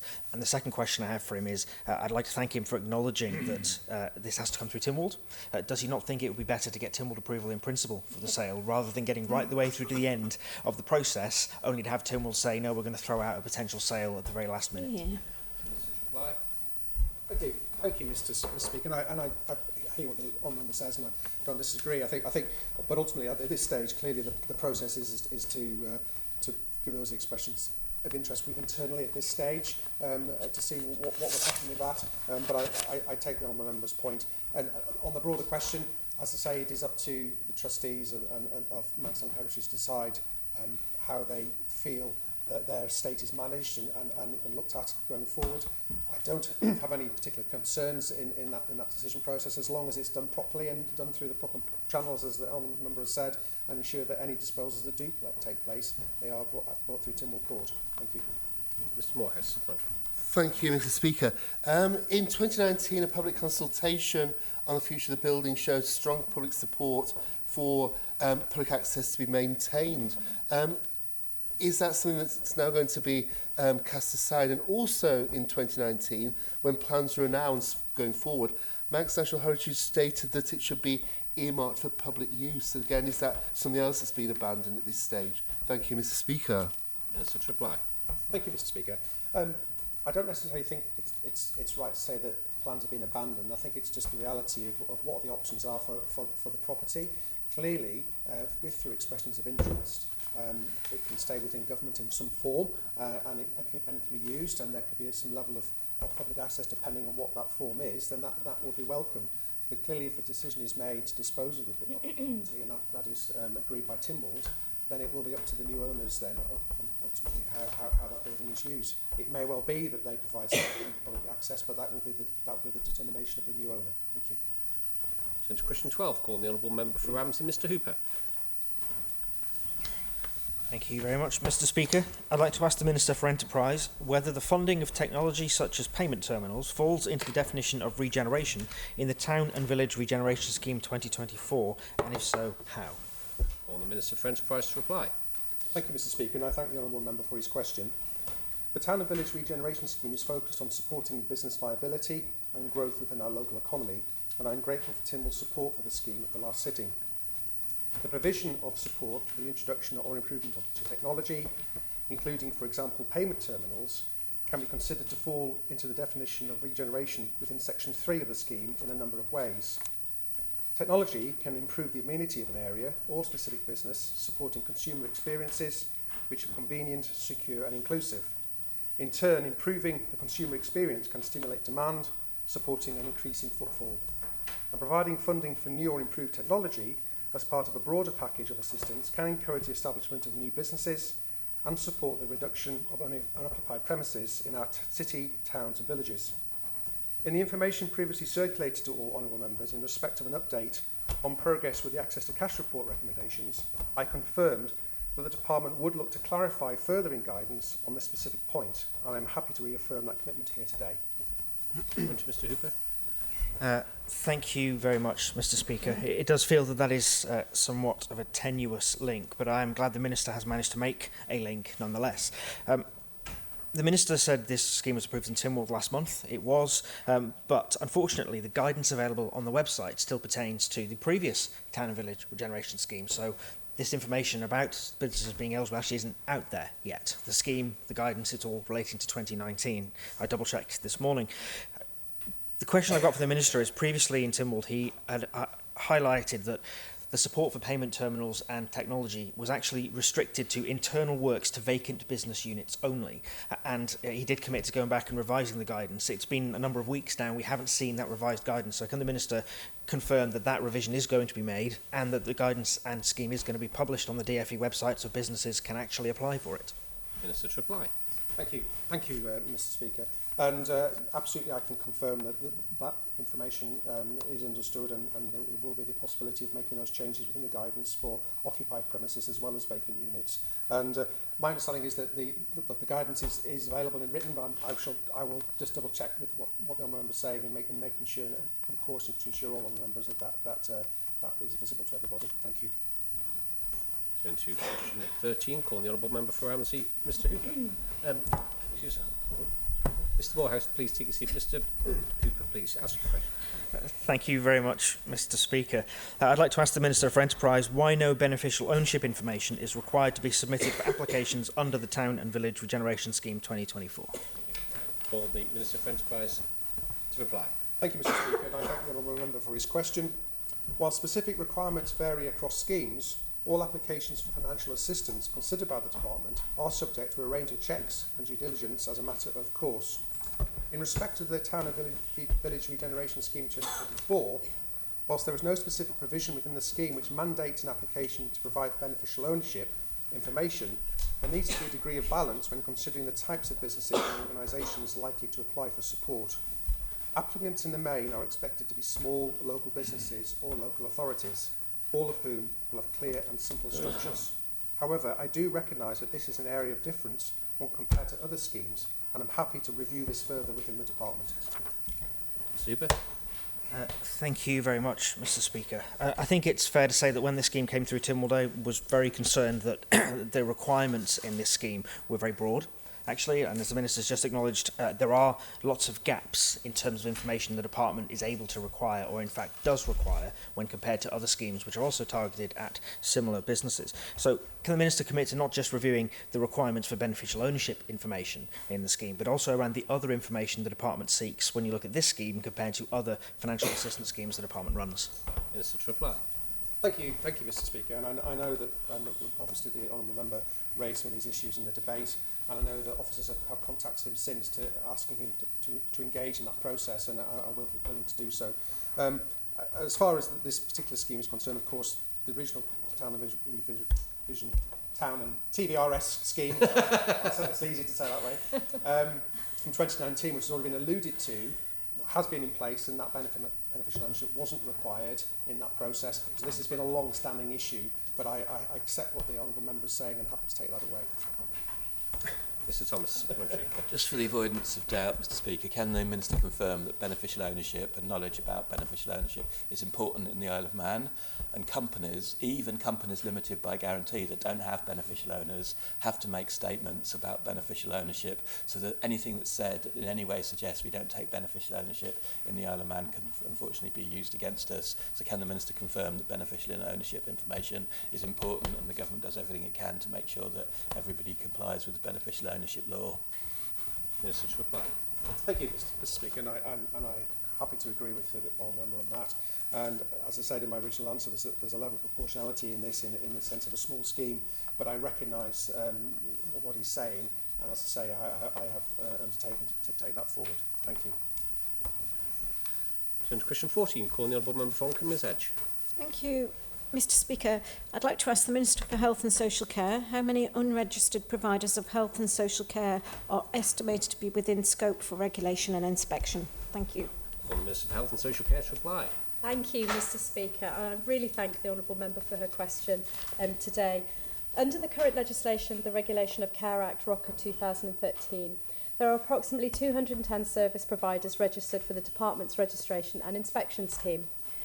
With the provision of the new legislation, referred to as the Regulation of Health and Social Care Bill, the Department will extend the scope of regulation to include all health and social care service providers and the activities they provide. Based on the information the Department has available, it is estimated that the number of service providers registered will increase by 640. The new legislation reforms our current regulatory framework and will introduce regulation to more health and social care providers, encourage improvements in the safety and quality of services, bring more focus to the experiences of patients and service users, introduce proportionate regulation with risk-based monitoring and inspections, and regulate service providers under one regulatory body. Thank you, Mr Speaker. Question, Ms Edge. Thank you, Mr Speaker, and I thank the Minister for that question. I did attend, obviously, the roadshow with regards to the new Regulation of Health and Social Care Act, and I'm pleased that she's confirmed again today that there's 640 possible providers that are not registered but should be. I wonder if the Minister would commit, along with Public Health, to perhaps look at a way of the public being made aware of and signposting them to her department's website of who are regulated providers within all of the sectors that are not currently covered. Minister to reply. Thank you. Mr Speaker, yes, I can commit to that. Thank you. Mr Hooper. Thank you very much, Mr Speaker. The Minister has just confirmed that the R&I oversight is going to expand from 210 to around about 850 businesses. Can the Minister just advise what the estimated cost of this enhanced regulatory regime is going to be, and whether that was factored into their budget submissions, and whether that is factored into her budget for next year? Minister to reply. Sorry. Thank you, Mr Speaker. The impact of the costs. So with the introduction of the new legislation, a sliding fee scale, Mr Mr. Speaker, I'll get there in the end. It's the Department's aim to achieve full cost recovery through the income generated with the annual registration fees. Thank you, Mr. Speaker. Further supplementary, Mr. Hooper. Thank you, Mr. Speaker. So just so I've got this absolutely clear, the Department intends to regulate these sectors on an entirely cost-neutral basis. Can the Minister advise how she's going to manage that when I'm not aware of any of our regulatory bodies on the Isle of Man being entirely cost-neutral? Minister to reply. Thank you, Mr. Speaker. This is the advice that I've been given from the Department, so I will check that because I do understand the Honourable Member's point. But yes, I have been advised that it's to achieve the full cost through income generation with the annual registration fees. Thank you, Mr. Speaker. Supplementary, Ms Edge. Thank you, Mr. Speaker.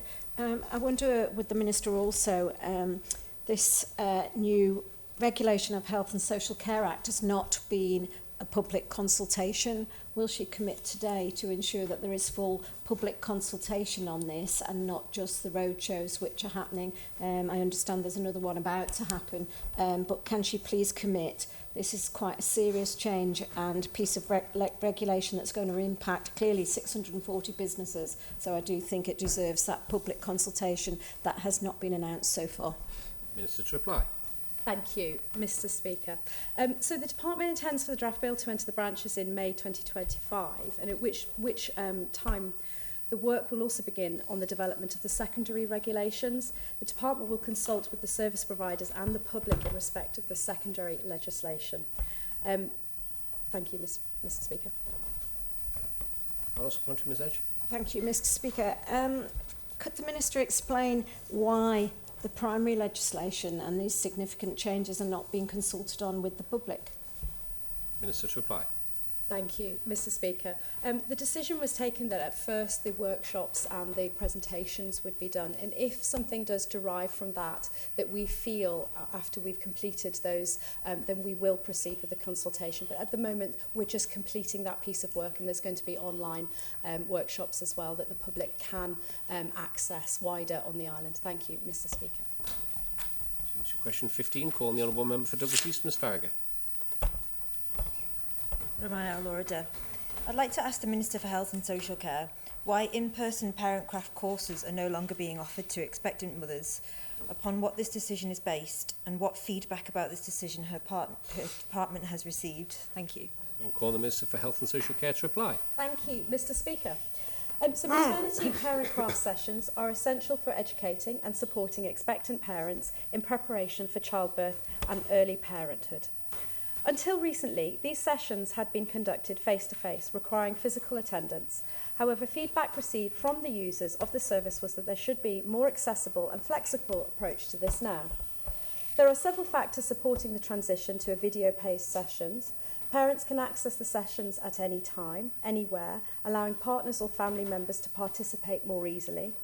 Parents can watch sessions at their own pace and revisit key topics as needed. Useful for those who may not be comfortable also in group settings, and can be used with other technologies to translate information for families whereby English is not their first language. This can also be scaled to reach more parents and ensure that all parents receive consistent and expert approved information. This will be reviewed regularly, Mr. Speaker, to ensure that most up-to-date information is available. As per the in-person parent craft sessions, the video-based sessions will include modules about labour preparation, newborn care, breastfeeding and postnatal recovery. This will also incorporate a virtual tour of the maternity ward and the neonatal ward unit, which is not something we've been able to offer all parents previously. Parents will have the opportunity to speak to their midwife throughout their pregnancy, and any questions generated from the videos can be asked at their appointments. An online electronic feedback form will accompany the video-based training session to help inform and shape service delivery, and feedback on the effectiveness of online training programme will be evaluated against expected outcomes, which are increased participation rates due to flexibility and improved knowledge retention through self-paced learning. The focus of the sessions will be on high priority areas such as maternity unit outpatient service and community clinics. And transitioning maternity parent craft sessions to video-based sessions will help with flexibility of core resources, whilst maintaining service delivery and consistency for families and safety. Mr Speaker, public communication on the plans to transition from in-person parent craft sessions to online sessions were actually issued in September 2024. Feedback received since then evidence the value of parent craft sessions and the need for consistency. Our intention is for face-to-face parent craft sessions to cease but continue online for the foreseeable future. However, this is a new initiative for families and, as I said, will be reviewed in 6 months' time. Thank you, Mr Speaker. Ms Farragut, question. Goramaya, Lord Asgoramaya Shaveshak, thank you to the Minister for that interesting response. And the Minister acknowledged there that the benefits of parent craft classes in terms of birth preparation and practical skills and health. And I would tend towards agreeing with her that there is a possibility that they can be provided virtually. But what about the social and emotional support of meeting other parents? What about the proven reduction in postpartum depression from peer support? Laura, I'm very close friends still with people that I met on these classes when I was pregnant with my firstborn, who's just turned 16. And I salute them wholeheartedly for putting up with me for so long. I don't know where I'd be without them. But why are we taking the opportunity for that valuable peer support away from people? Does the Minister agree how important it is to provide that? Thank you. Minister to reply. Thank you. I think I totally agree with the Honourable Member, and I think it's really important to understand that the support that's needed for new parents are actually also done while mums whilst they're on the maternity unit. So Manx Care decided to keep that option as well, as it's a good supplementary to support new mums who might not be in a good position to be up and about following birth. If the Honourable Member does have specific constituents perhaps that haven't had such a good response to these video in sessions, then I'd be delighted to take those and report back that to Manx Care for the next review. Thank you, Mr Speaker. Mr Hooper. Thank you very much, Mr Speaker. Can the Minister advise what steps were undertaken to make sure that those who are digitally excluded, who may not be able to access these services online or digitally, actually would still be able to access the service? It seems like you've gone all or nothing here. It's gone entirely online. So I'd like to know what's being done to make sure those people who, for whatever reason, can't access it online aren't excluded from doing so. And can the Minister also confirm that saving money was not a factor in this decision? Minister to reply. Thank you. Mr Speaker, the decision was taken prior to my taking this post, so I'll have to come back to the Honourable Member, as he was Minister at the time, to discover whether it was anybody or any assessment was on those for digitally excluded. He will also probably know that an assessment in cost has not taken place, as this is not the driving factor, and the priority for moving maternity parent craft sessions from face-to-face to video is for accessibility and convenience, flexibility and self-paced learning, inclusivity and continuity. Thank you, Mr Speaker. Question, Ms Farragut. Goramaya, Hector and, Laura, I just want to pick up on something that the Minister said in terms of providing in-person and virtual classes at the same time.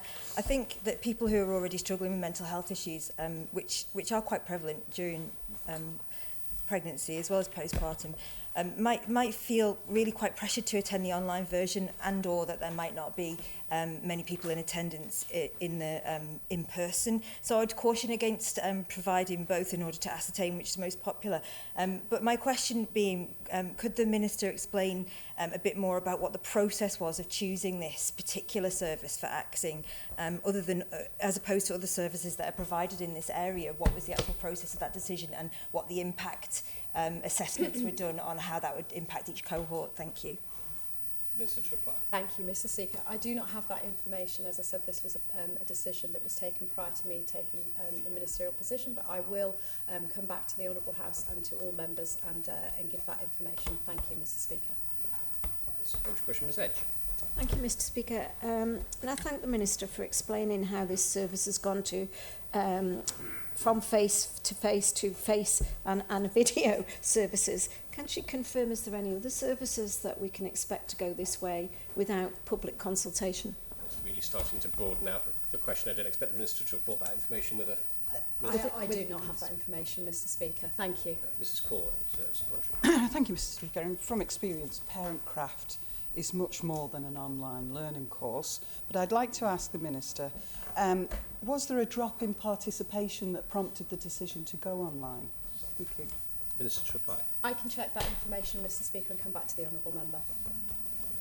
Turn to question 16, calling the Honourable Member for Douglas Central, Mr Thomas. Mr Speaker, I would like to ask the Minister for Health and Social Care whether her department submitted a healthcare financial plan and other revenue requests to Treasury as part of the 25-26 budget process, and if so, when and in what form?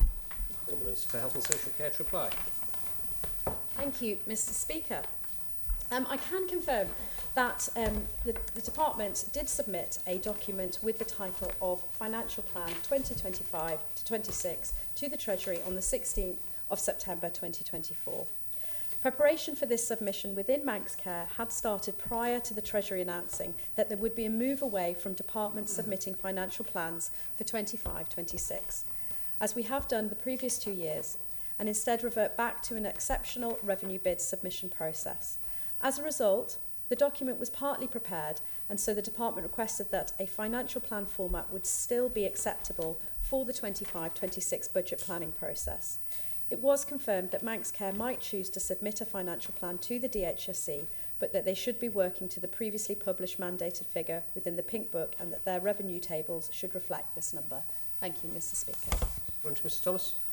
Thank you, Mr Speaker.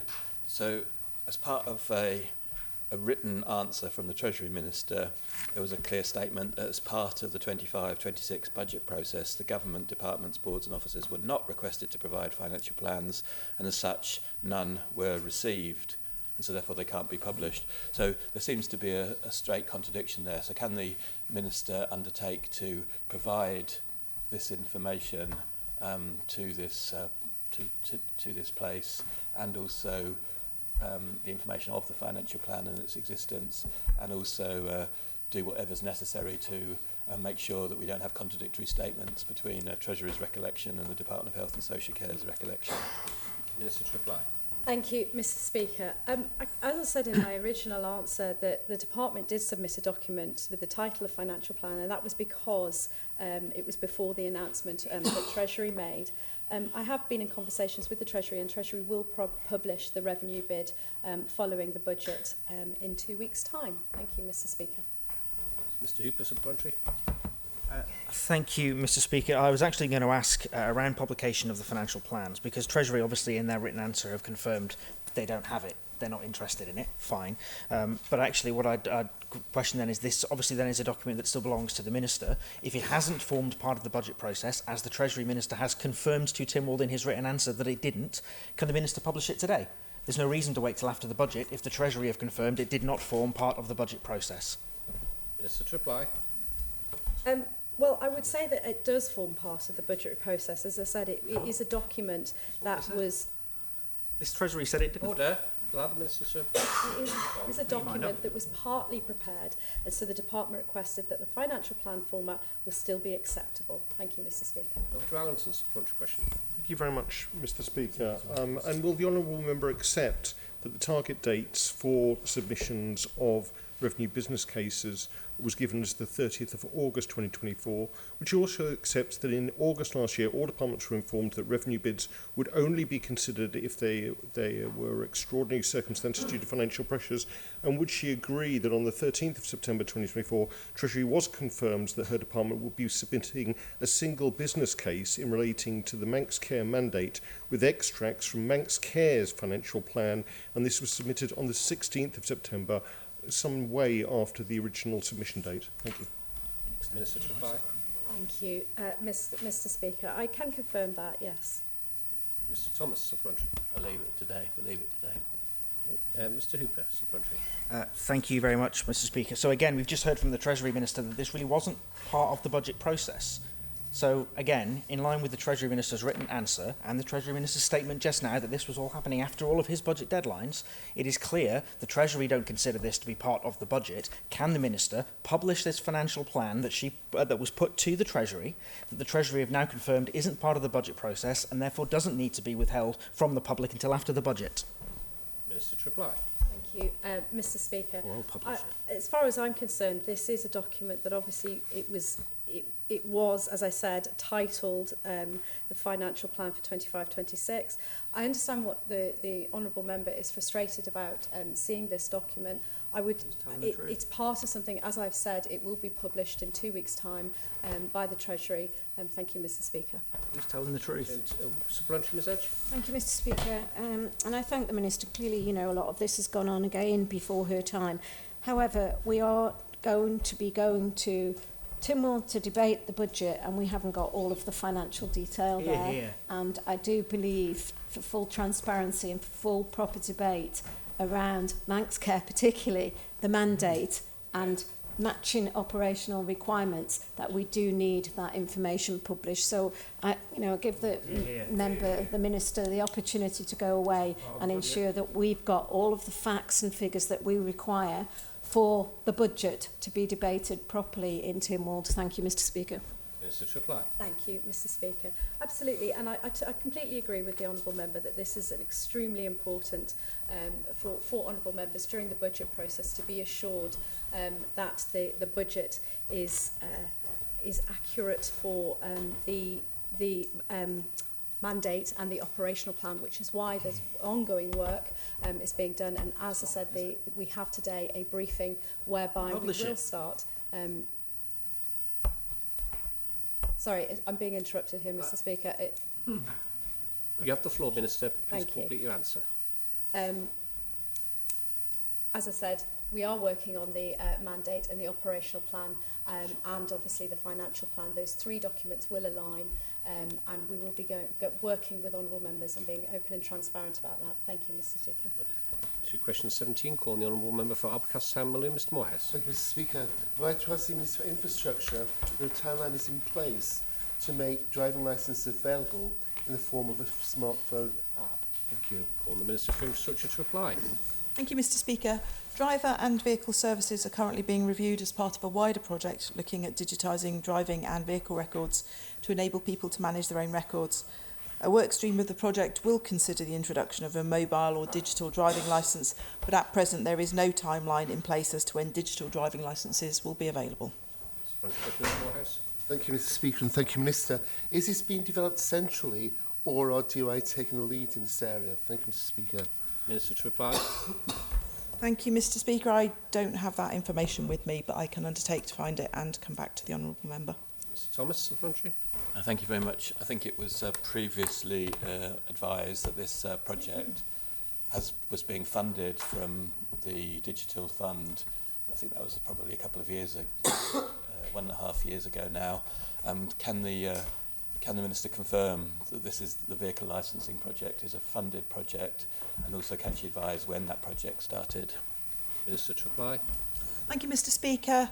I can neither confirm nor deny because I don't have that information, but I will take to get back to the member as soon as I can. Mr Morehouse. Thank you very much, Mr. Speaker. Just pulling that out slightly, would the Minister be able to confirm whether, if the money's not coming from the Digital Fund, whether the DOI are actually contributing to this initiative themselves? Thank you.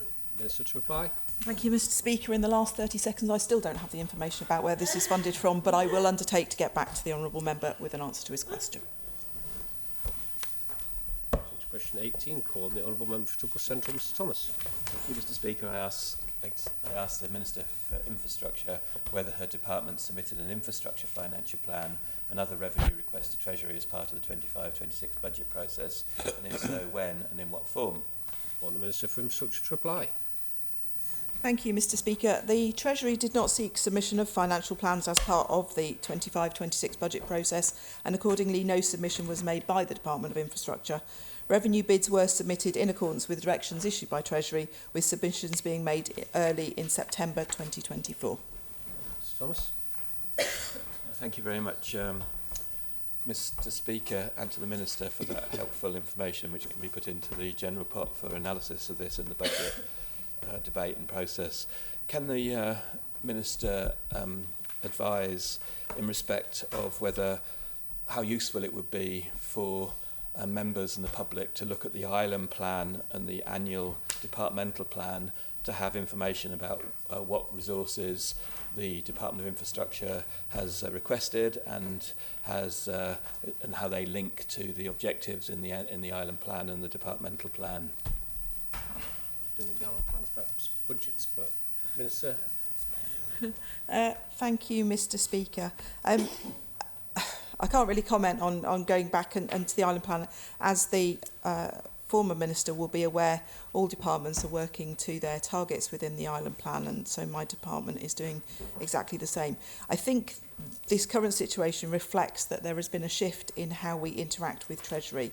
So we have enhanced management accounts, and there's far greater level of detail that is provided to Treasury, and we have scrutiny meetings that are held monthly between the department and Treasury. So Treasury officers are very well aware of the current budgets that we're operating to and what our future requirements look like. So, you know, that's the situation we're under now, and that's how we're working in the future. Mr. Thomas. Thank you very much, Mr. Speaker. And I think financial plans and financial resources are very much in line with the budget. So 2 questions for starters. The first one is that this is the second reference in this place to these new scrutiny panels. Can the Minister advise how many of these scrutiny panels she's attended and what the nature of these scrutiny panels is, and what participation there's been from the other departmental members in these scrutiny panels? And secondly, a straight quote from the written answer previously referenced. The number is W202501-148, published on the 24th of January. And a straight quote is, each government department publishes its annual plan, which includes financial information, and this is debated by Tynwald. Furthermore, there is a debate of the island plan annual update throughout the administration. So I repeat my first question as my second question this time. Can I go to the island plan and the departmental plan to find how the financial resources were requested and will be used in line with the departmental plan and the island plan?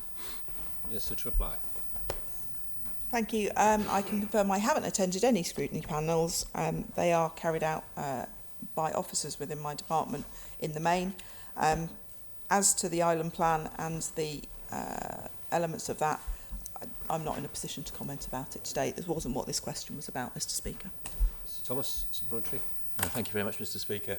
So, I hope Mr. Speaker will allow us to continue around these scrutiny panels, given the nature of the question, which was if so, when, and in what form, because these scrutiny panels and submissions have taken the place of financial plans, apparently. So the question is, am I right in thinking that the Financial Advisory Service, members of Treasury who are embedded in the Department of Infrastructure, talk to the Financial Advisory Service members who are actually in Treasury themselves to determine how infrastructure needed funds? Minister to reply. Thank you, Mr. Speaker. I suggest this is a question that should be redirected to the Treasury Minister if the honourable member wishes to understand how these panels function. Question, Ms. Edge. Thank you, Mr. Speaker. So it's clear that the Minister hasn't been present at any of the meetings about the finances of her department, so it's quite concerning that, well, you've certainly stated that you've not been at any of these scrutiny panels. So can the Minister then confirm, in response to one of her first questions, she said that her department's operating within the island plan, and I want to know, therefore, then, is the Minister aware, because she's not present at these panels, that the island plan and all of her department's commitments within the island plan are fully funded? Minister to reply. Thank you, Mr. Speaker. I didn't say anything about the island plan in my first answer. And it is not correct to say that I am not aware about the financial situation of my own department. We obviously see all of that information at monthly departmental meetings, and I regularly review that with officers before it goes forward to the scrutiny panels. Dr. Hanson. Thank you very much, Mr. Speaker. And would the honourable member agree with me that the essence of much of the government's work is on fiscal responsibility and maintaining budget responsibility, and so the scrutiny panels are officer-led to ensure that the right support is given to various departments to bring their budgets back on balance? Thank you. Minister to reply. Thank you, Mr. Speaker. I agree. Supplementary question, Ms. Edge. Thank you, Mr. Speaker. Could the Minister confirm, through her monthly financial data she has and also the quarterly reports, that she is confident that her department is fully funded for any activities within the island plan? Minister to reply. Thank you, Mr. Speaker. We've come back to the island plan yet again. However, I am reasonably confident at this stage in the year that my department funding is secure. Thank you. Turn to question 19, calling the Honourable Member for Arby Castan Malou. Mr Morehouse. Thank you, Mr. Speaker. I'd like to ask the Chairman of the Manx Utility Authority what plans there are to support the installation of air source heat pumps in existing residential properties, and what assumption has been made as to the cost of installing an air source heat pump in a typical 3-bedroom home. Thank you. On the Chairman of the Manx Utilities Authority to reply. Thank you, Mr. Speaker, and I thank the Honourable Member for his question and his continued interest in the Manx Utilities Authority. Manx Utilities commenced support to encourage the use of air source heat pumps in 2019 by way of a trial. We have provided general support for local businesses to help establish a private sector supply chain. The trial was introduced to encourage heat pump installations on the island and help renewable businesses to promote the heating technology, whilst providing confidence that installations can work in existing residential properties. For a typical 3-bedroom home, it is estimated to cost £15,500, including the servicing, to install a heat pump. Additional costs may also be required to update home infrastructure, such as radiators, to support a successful heating solution. Indicators are such that we are hopeful that local industry is soon able to fully support the provision of low and zero emission heating solutions. Thank you, Mr. Speaker. Supplementary question, Mr Morehouse. Thank you, Mr. Speaker, and thank you, Chair, for the information regarding the trial. How is the trial progressing, and are people still able to access the scheme? Thank you, Mr. Speaker. Chairman's reply. Thank you, Mr. Speaker. Manx Utilities is in the 3rd phase of the trial, and to date we have installed over 140 air source heat pumps on island properties. Thank you. Mr Morehouse. Thank you, Mr. Speaker, and thank you, Chairman. In terms of the trial progressing, are people still able to get into it, even though it's kind of the 3rd phase, which is quite impressive? And in terms of the updates that the Chair receives in terms of getting initial down payments, is it now something that is doable with the grant available, and is the trial finding a way to actually enable people to access this source of heating? Thank you, Mr. Speaker. Thank you, Mr. Speaker, and I'm delighted that Mr. Morehouse is impressed. That is indeed good news.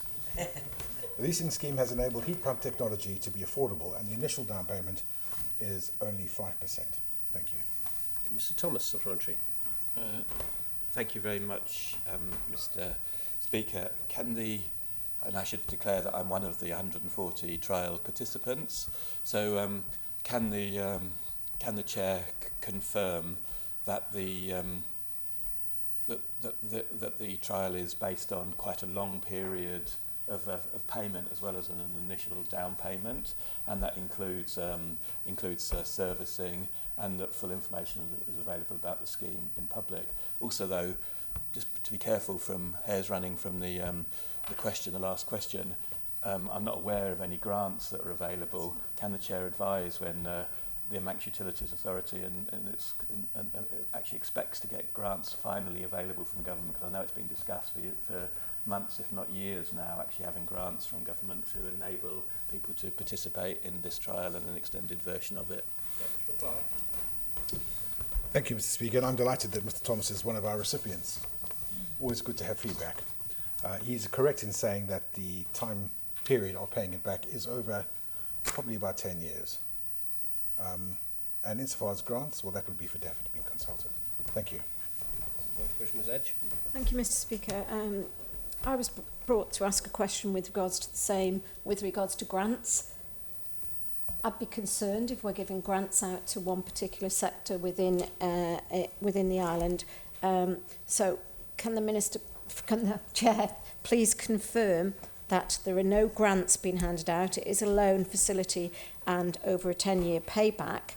But where does the liability lie if the system fails? What's the guarantee? Where does the liability lie? Does it lie with the MUA or with the customer who's paying the loan? Chairman's reply. Thank you, Mr. Speaker. We're not in the business of doing grants, the MUA. It is a loan, paid over 10, I think maybe sometimes even longer than that. And it is a lease. So if there's any liability, it will be decided upon between the provider which may or may not be the MUA. It may be another renewable company. Thank you. Morehouse, supplementary. Thank you, Mr. Speaker. And just in terms of going forward, does the MUA expect to be a key player in the installation of these devices? Thank you, Mr. Speaker. Thank you, Mr. Speaker. Manx Utilities has achieved much of what it has set out to do, which was to successfully demonstrate the effectiveness of heat pumps on the Isle of Man with the installation by local businesses. Going forward, it is anticipated that Manx Utilities will step back with local installers becoming the key players. So effectively what we have done is seed the market, we have set up the process, and we will now withdraw ourselves from that. Thank you. Ms Edge, supplementary. Thank you, Mr. Speaker. I wonder if the Minister could circulate what the loan lease agreement type things that people can get. It's a pilot, but it'd be good for honourable members to understand it. But also, during that period of that loan, what if the property is sold on to a new owner and the loan is still outstanding? How is the MUA ensuring that any of that money is recouped at the sale of a property that's had an installation with a loan from them for an air source heat pump? Chairman to reply. Thank you, Mr. Speaker. The loan is with the person at the end of the day. You have to forgive me. You keep calling me Minister, so I've lost track of the first part of the question. Chair, well, you should be. Oh. Question 20, and I call on the Honourable Member for Arby Castamblue, Mr Morehouse. Thank you, Mr. Speaker. I would like to ask the Chairman of the Post Office what factors have led to the increase in price of a stamp and the raising of weight band minima. Thank you. On the Chairman of the Post Office to reply. Thank you, Mr. Speaker. The honourable member will probably remember that we answered a similar question at our recent EPRC attendance, but I'm pleased to share the response provided for other members. Any board decision to vary postal tariffs is made after careful consideration of all relevant factors, including customer needs, Department for Enterprise feedback, supply chain costs, inflation, and on balance, fulfilling its statutory responsibility to operate without financial support from Treasury. In respect of factors which have led to the raising weight band minima, I'm happy to recap the rationale provided by the Post Office in their press release announcing those changes.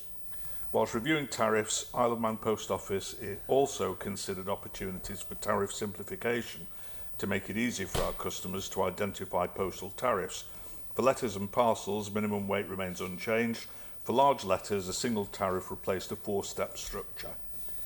Changes are reflective of extensive customer research undertaken by the Post Office, including listening to customer feedback and analysing their needs.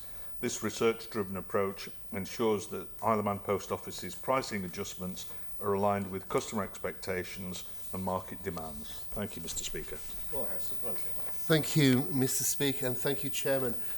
In terms of the feedback that was received from those customers, was there an emphasis on businesses and the impact of this price rise and altering the availability of the different bands? Was there any feedback from businesses, and was that actually considered before it was moved forward? Thank you, Mr. Speaker. Thank you, Mr. Speaker. As far as I know, there was feedback from businesses, and it was considered as part of these changes. Morehouse. Thank you, Mr. Speaker, and thank you, Chairman. In terms of the consultation, was anything done with the small and larger sub-post officers? Because they presumably have this as one of their core elements of their business, and given the changes, there could be some quite massive changes. Thank you, Mr. Speaker. Chairman to reply. I'm sorry, Mr. Speaker, but I didn't quite hear that. Could the honourable gentleman please repeat? Post officers, I think. Yeah. Yes. What's the impact on sub-post officers? Impact of? Sub-post officers. Of the different pricing structure? I don't believe there is an impact on sub-post offices from that. Final supplementary, Mr. Morehouse. Thank you, Mr. Speaker, and thank you, Chair. In terms of the evidence that's available, does the Chairman have any information in terms of what happened in December 2023 and December 2024 in terms of the posting of packages weighing less than 100 grams? Thank you, Mr. Speaker. Chairman to reply. I don't have that information with me, Mr. Speaker, but I'll certainly find out and get back to the honourable member. Turn to question 21, calling the Honourable Member for Ramsey, Mr Hooper. Thank you very much, Mr Speaker. I'd like to ask the Minister for Enterprise what powers enable his department to restrict applications to the Local Economy Fund to applicants with objectives that are consistent with those of the Local Economy Strategy. Minister for Enterprise to reply. Thank you, Mr Speaker, and I'd like to thank the Honourable Member for his question. The Local Economy Fund is enabled through provisions within the Town and Village Regeneration Scheme 2024. The purpose of the fund, as set out in guidance, is clear in that it is designed to empower local authorities and eligible organisations to improve or assist in the improvement of the quality, appearance or amenity of an area, or increase the footfall or reduce the number of unoccupied premises in an area. I believe that the provision of support for initiatives which satisfy these requirements is consistent with the objectives of the Local Economy Strategy. The scheme is the legal instrument that provides the broad powers for the Department, and the guidance contains specific criteria to operate against and assess applications for support. The Department has the ability to amend guidance and has established processes to do so, ensuring that there is flexibility to adapt as the strategy evolves. Guidance is always published and available on the Department's website. On Mr Hooper, supplementary question. I'd like to thank the Minister for that confirmation. I'm sure the guidance will be available on the website when he's gone back and given his officers a bit of a nudge. The reason I ask this question is the scheme itself, as he's outlined, restricts the ability to support businesses through the Local Economy Fund, where it will improve or assist in the quality or amenity of the area or increase the footfall of the area. But the scheme guidance actually goes further and says it will cover any project proposed by an eligible organisation that demonstrates an enhancement which is in line with the objectives of the Local Economy Strategy. So the guidance seems to say, actually, bin off the scheme requirements. If it covers anything in the Local Economy Strategy, this guidance says it will be covered by the fund. So can the Minister just advise why the guidance is telling applicants, when they can see the guidance, telling them something different to what Tynwald actually approved? Minister to reply. Thank you, Mr Speaker. I think, to answer broadly, I think the issue here is making sure that we're not too prescriptive in this scheme. I recognise the challenges that if we are too prescriptive, that can make it very bureaucratic and slow, but there's a fine balance between then accepting that having a broad range is also a concern.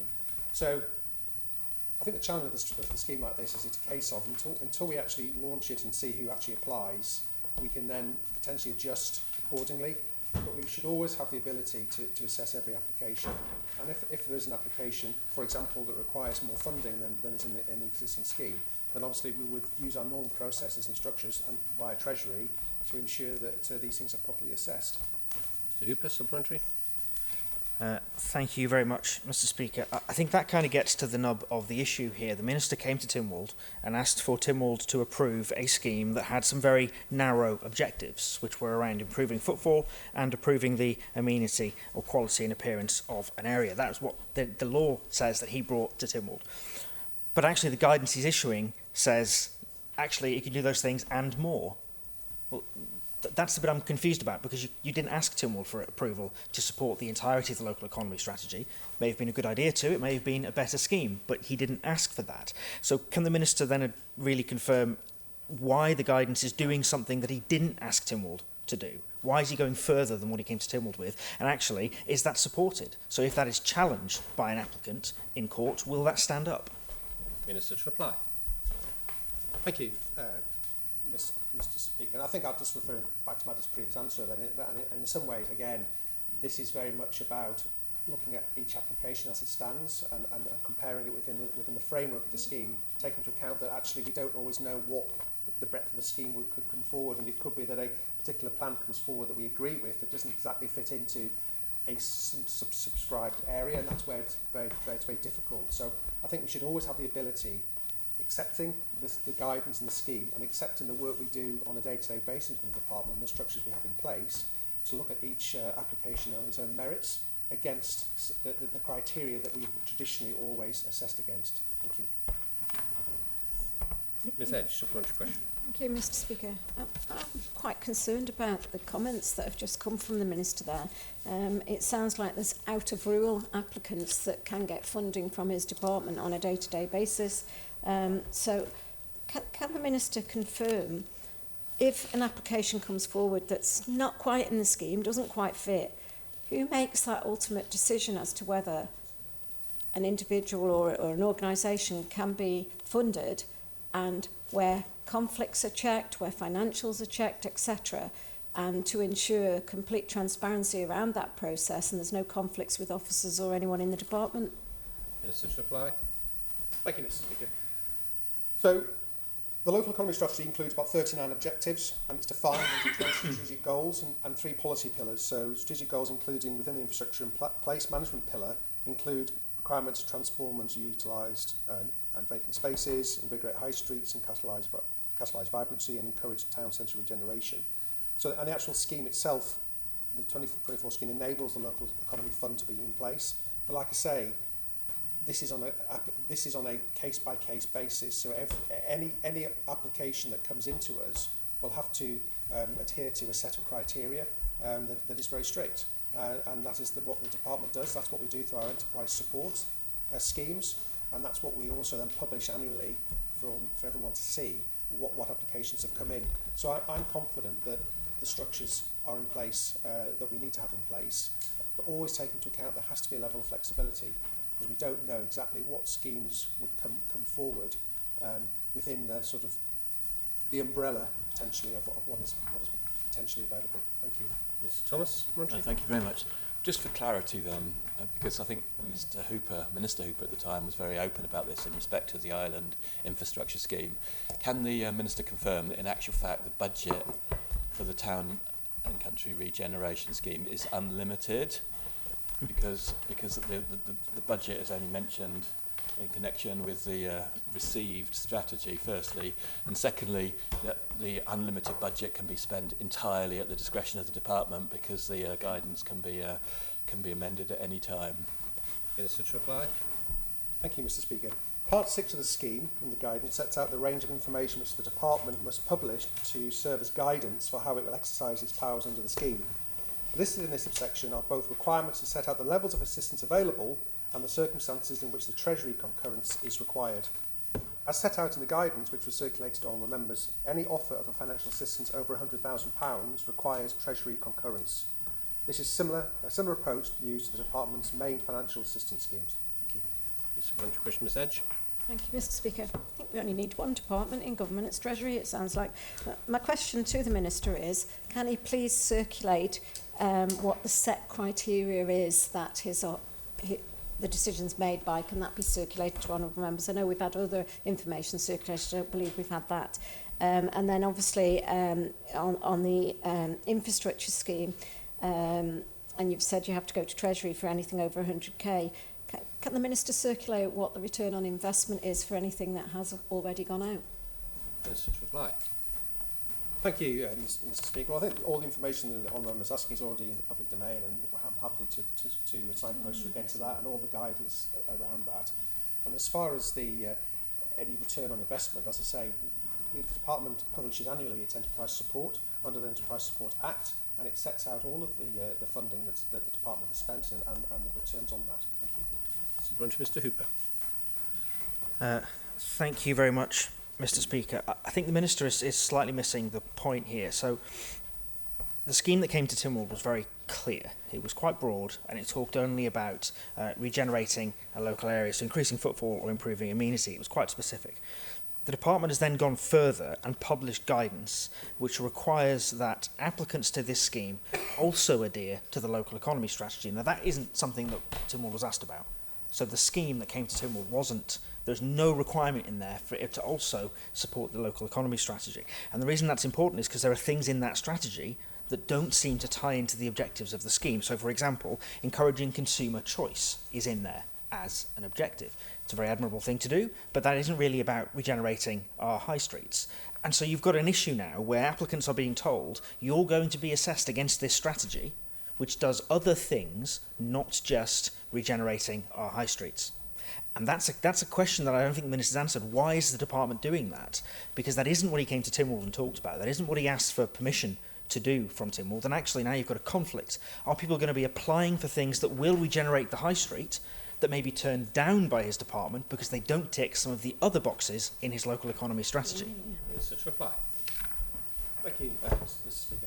So unlike the primary TVRS funding route, the Local Economy Fund focuses on stimulating football investment across an area for the benefit of multiple organisations and the wider economy, as has been alluded to, while the primary TVRS funding channels do provide scope for local authorities to apply. The Local Economy Fund offers an opportunity for local authorities and town groups to receive funding for a wider range of projects on the premises that these projects will positively impact urban areas. So the question then is, that is more for the broader area, but obviously also under the schemes is the ability for individual businesses to also apply under the TVRS for funding for business-specific support, which is separate to that. But it all is under the envelope of the local economy strategy. So there's funding available for local authorities through the local economy fund and local economy strategy, but there's also funding through the scheme for businesses to be able to apply for funding for improvements to their own businesses as well. What applicants would have to do is to decide which is the most appropriate channel for them to apply to. Turn to question 22. Call on the Honourable Member for Oldcombe, Ms Edge. Thank you, Mr Speaker. I'd like to ask the Minister for Health and Social Care when the top floor unit at Summerhill Views will be operational. On the Minister for Health and Social Care to reply. Thank you, Mr Speaker, and I thank the Honourable Member for her question. Following the transfer of 34 residents from Riatney Bay to Summerhill View in December 2024, they and the staff team have been settled into their new home. The transferring residents have been joined by 2 new permanent residents with an additional 4 in assessment. All beds within the 45 residential beds are open to new permanent or respite residents. The top floor of Summerhill View is a 15-bed dementia nursing unit, and this is due to open to residents at the beginning of March 2025. Thank you, Mr Speaker. Ms Edge. Thank you, Mr Speaker. The previous Minister, in answer when challenged with regards to the 45 beds in the 60-bed residential unit, could not confirm but hinted that the contract for the additional beds in the dementia unit might be with the provider of the residential beds and the respite beds, which is LV Care. Can the Minister confirm who is... I'm concerned about the contract and the way it was tendered. I'll give the Minister that indication. So has the department gone out for a separate provider for the 15-bed dementia unit, which is a specialist area within care? Minister to reply. Thank you, Mr Speaker. I don't have that. I'm just going to be really honest. I don't have that information, Mr Speaker. I can certainly request that to the department and come back to her. Thank you, and also share with honourable members. Ms Edge. Thank you, Mr Speaker.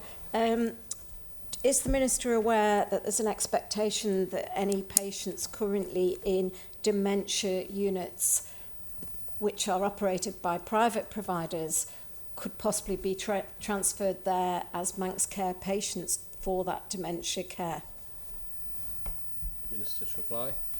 Sorry, again, Mr Speaker, the question was on when it was going to open. I don't have those details with me, but I can certainly come back to the Honourable Member and Honourable Members. Thank you.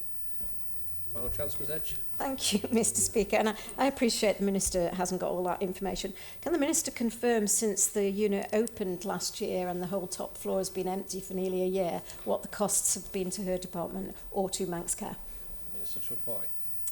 Thank you, Mr Speaker. I do understand that in terms of the building, for example, like the utilities, etc., there is a lease between the Department and LV Care, but the details of that are commercially sensitive. The maintaining in the building in good order is also the responsibility of the tenant, and I can confirm that I've just had it confirmed that LV does operate the whole building. Thank you, Mr Speaker. Turn to question 23. Call the Honourable Member for Oldcombe, Ms Edge. Thank you, Mr Speaker. I'd like to ask the Minister for Health and Social Care if she will provide an update on the patient transfer policy and contract. Again, call the Minister for Health and Social Care to reply. Thank you, Mr Speaker. There are times when the Isle of Man patients will be referred to tertiary care centres, largely in the northwest of England, to receive treatment that cannot be provided on island. These cases are predominantly due to the treatment required being specialist and or speciality subspeciality not being available or appropriate to deliver on the island, and consultants not seeing enough cases to meet recognised minimum competency levels linked to delivering safe, quality care for patients. The NHS Expenses and Attending Hospital Regulations 2004 allow the department to provide a travel allowance towards the cost of on-island travel expenses of eligible persons and the travel expenses, and an accommodation allowance for patients, escorts and visitors from the island to the United Kingdom. Manx Care Patient Transfer Office provides a central booking service for patients for travel on and off island and reimbursement of accommodation allowances and expenses as per the existing regulations. When a patient is referred to the United Kingdom, the referring consultant may request an assessment of the patient's fitness to travel. The assessment may decide that even with special assistance, the patient is not fit enough to travel alone, in which case they will be authorised funding for a family member or friend to accompany that patient. In the Department Health and Social Care Department Plan 23-24, there is an objective to review the policy in respect of off-island patient transfer services, which may result in new regulations being drafted for Tynwald approval. Scoping the areas of policy development has subsequently commenced. However, I'm unable to provide a time frame at this point for when this policy work will be completed in the year 25-26 service year. Mr. Speaker, in respect of the current contractual agreements that exist with Loganair, who provide air travel for scheduled patients, I can confirm that a competitive tender exercise undertaken in accordance with the Isle of Man Government financial regulations remains a live process, and therefore I'm unable to provide a substantive update at this point in time to avoid breaching any commercially sensitive information. My current expectation is that the process will be concluded no later than the 31st of March 2025, with public communications to follow that announces the successful provider from the tender exercise. Thank you, Mr. Speaker. Ms Edge, supplementary question. Thank you, Mr. Speaker, and thank the Minister for that extensive response. So the Minister talked about specialist care for tertiary care in the UK and described it as competency level. The competency levels are obviously not available on the island, so therefore the importance of why we need this specialist care in the UK. So now moving on to the actual communications that we've had from Manx Care with regards to the cuts. It's clear in here that it's saying they've got a new way of working with off-island hospitals through the launch of an off-island transfers team and new commissioning frameworks. Have we had an increase in staffing and management here for off-island transfers? And I'm really keen to know what clinical input has been put into any of these changes. So I appreciate that she cannot give any commercial information and that the policy is being looked at. However, significant changes have happened to our patients on the island around tertiary care and specialist care. Minister, to reply. Thank you, Mr. Speaker. So yes, the honourable member is correct. So there is a launch of the off-island transfer team. With specific to, there is a dedicated web page for providing support and signposting for those families for that that team. With specific answer to her question in terms of the cost, additional staffing, I would have to come back to the honourable member because I don't have that with me today, but I'm happy to supply. Thank you, Mr. Speaker. Surpriser. Mr Hooper. Thank you very much, Mr. Speaker. In relation to the development of the patient transfer policy and the retendering of the contract, can the Minister advise whether other government departments are involved in that and whether the potential implications on the future sustainability of our air routes is a factor being considered as part of the patient transfer contract negotiations? Minister to reply. Thank you. Of course, the Department of Infrastructure, who manages the contract with Loganair, obviously we are in communication with that department and also the DFE. Thank you, Mr. Speaker. Ms Edge. Thank you, Mr. Speaker. Can the Minister confirm that there was patient feedback about the timings of the patient transfers for care in the UK, and also the impact of the recent changes announced for people travelling off-island for specialist care, what the impact has been on all of the contracts around patient transfer policy and contract? So I'm not asking for contractual information, I'm asking for a significant change happened overnight, providers were informed. Surely there is going to be some impact to those original contracts, and what's that going to cost per department or Manx Care? Minister to reply. Certainly, Mr. Speaker. I can certainly ask for the information on if anything has been impacted in terms of the contracts, but and I can come back to the Honourable Court with that. Thank you. Ms Edge.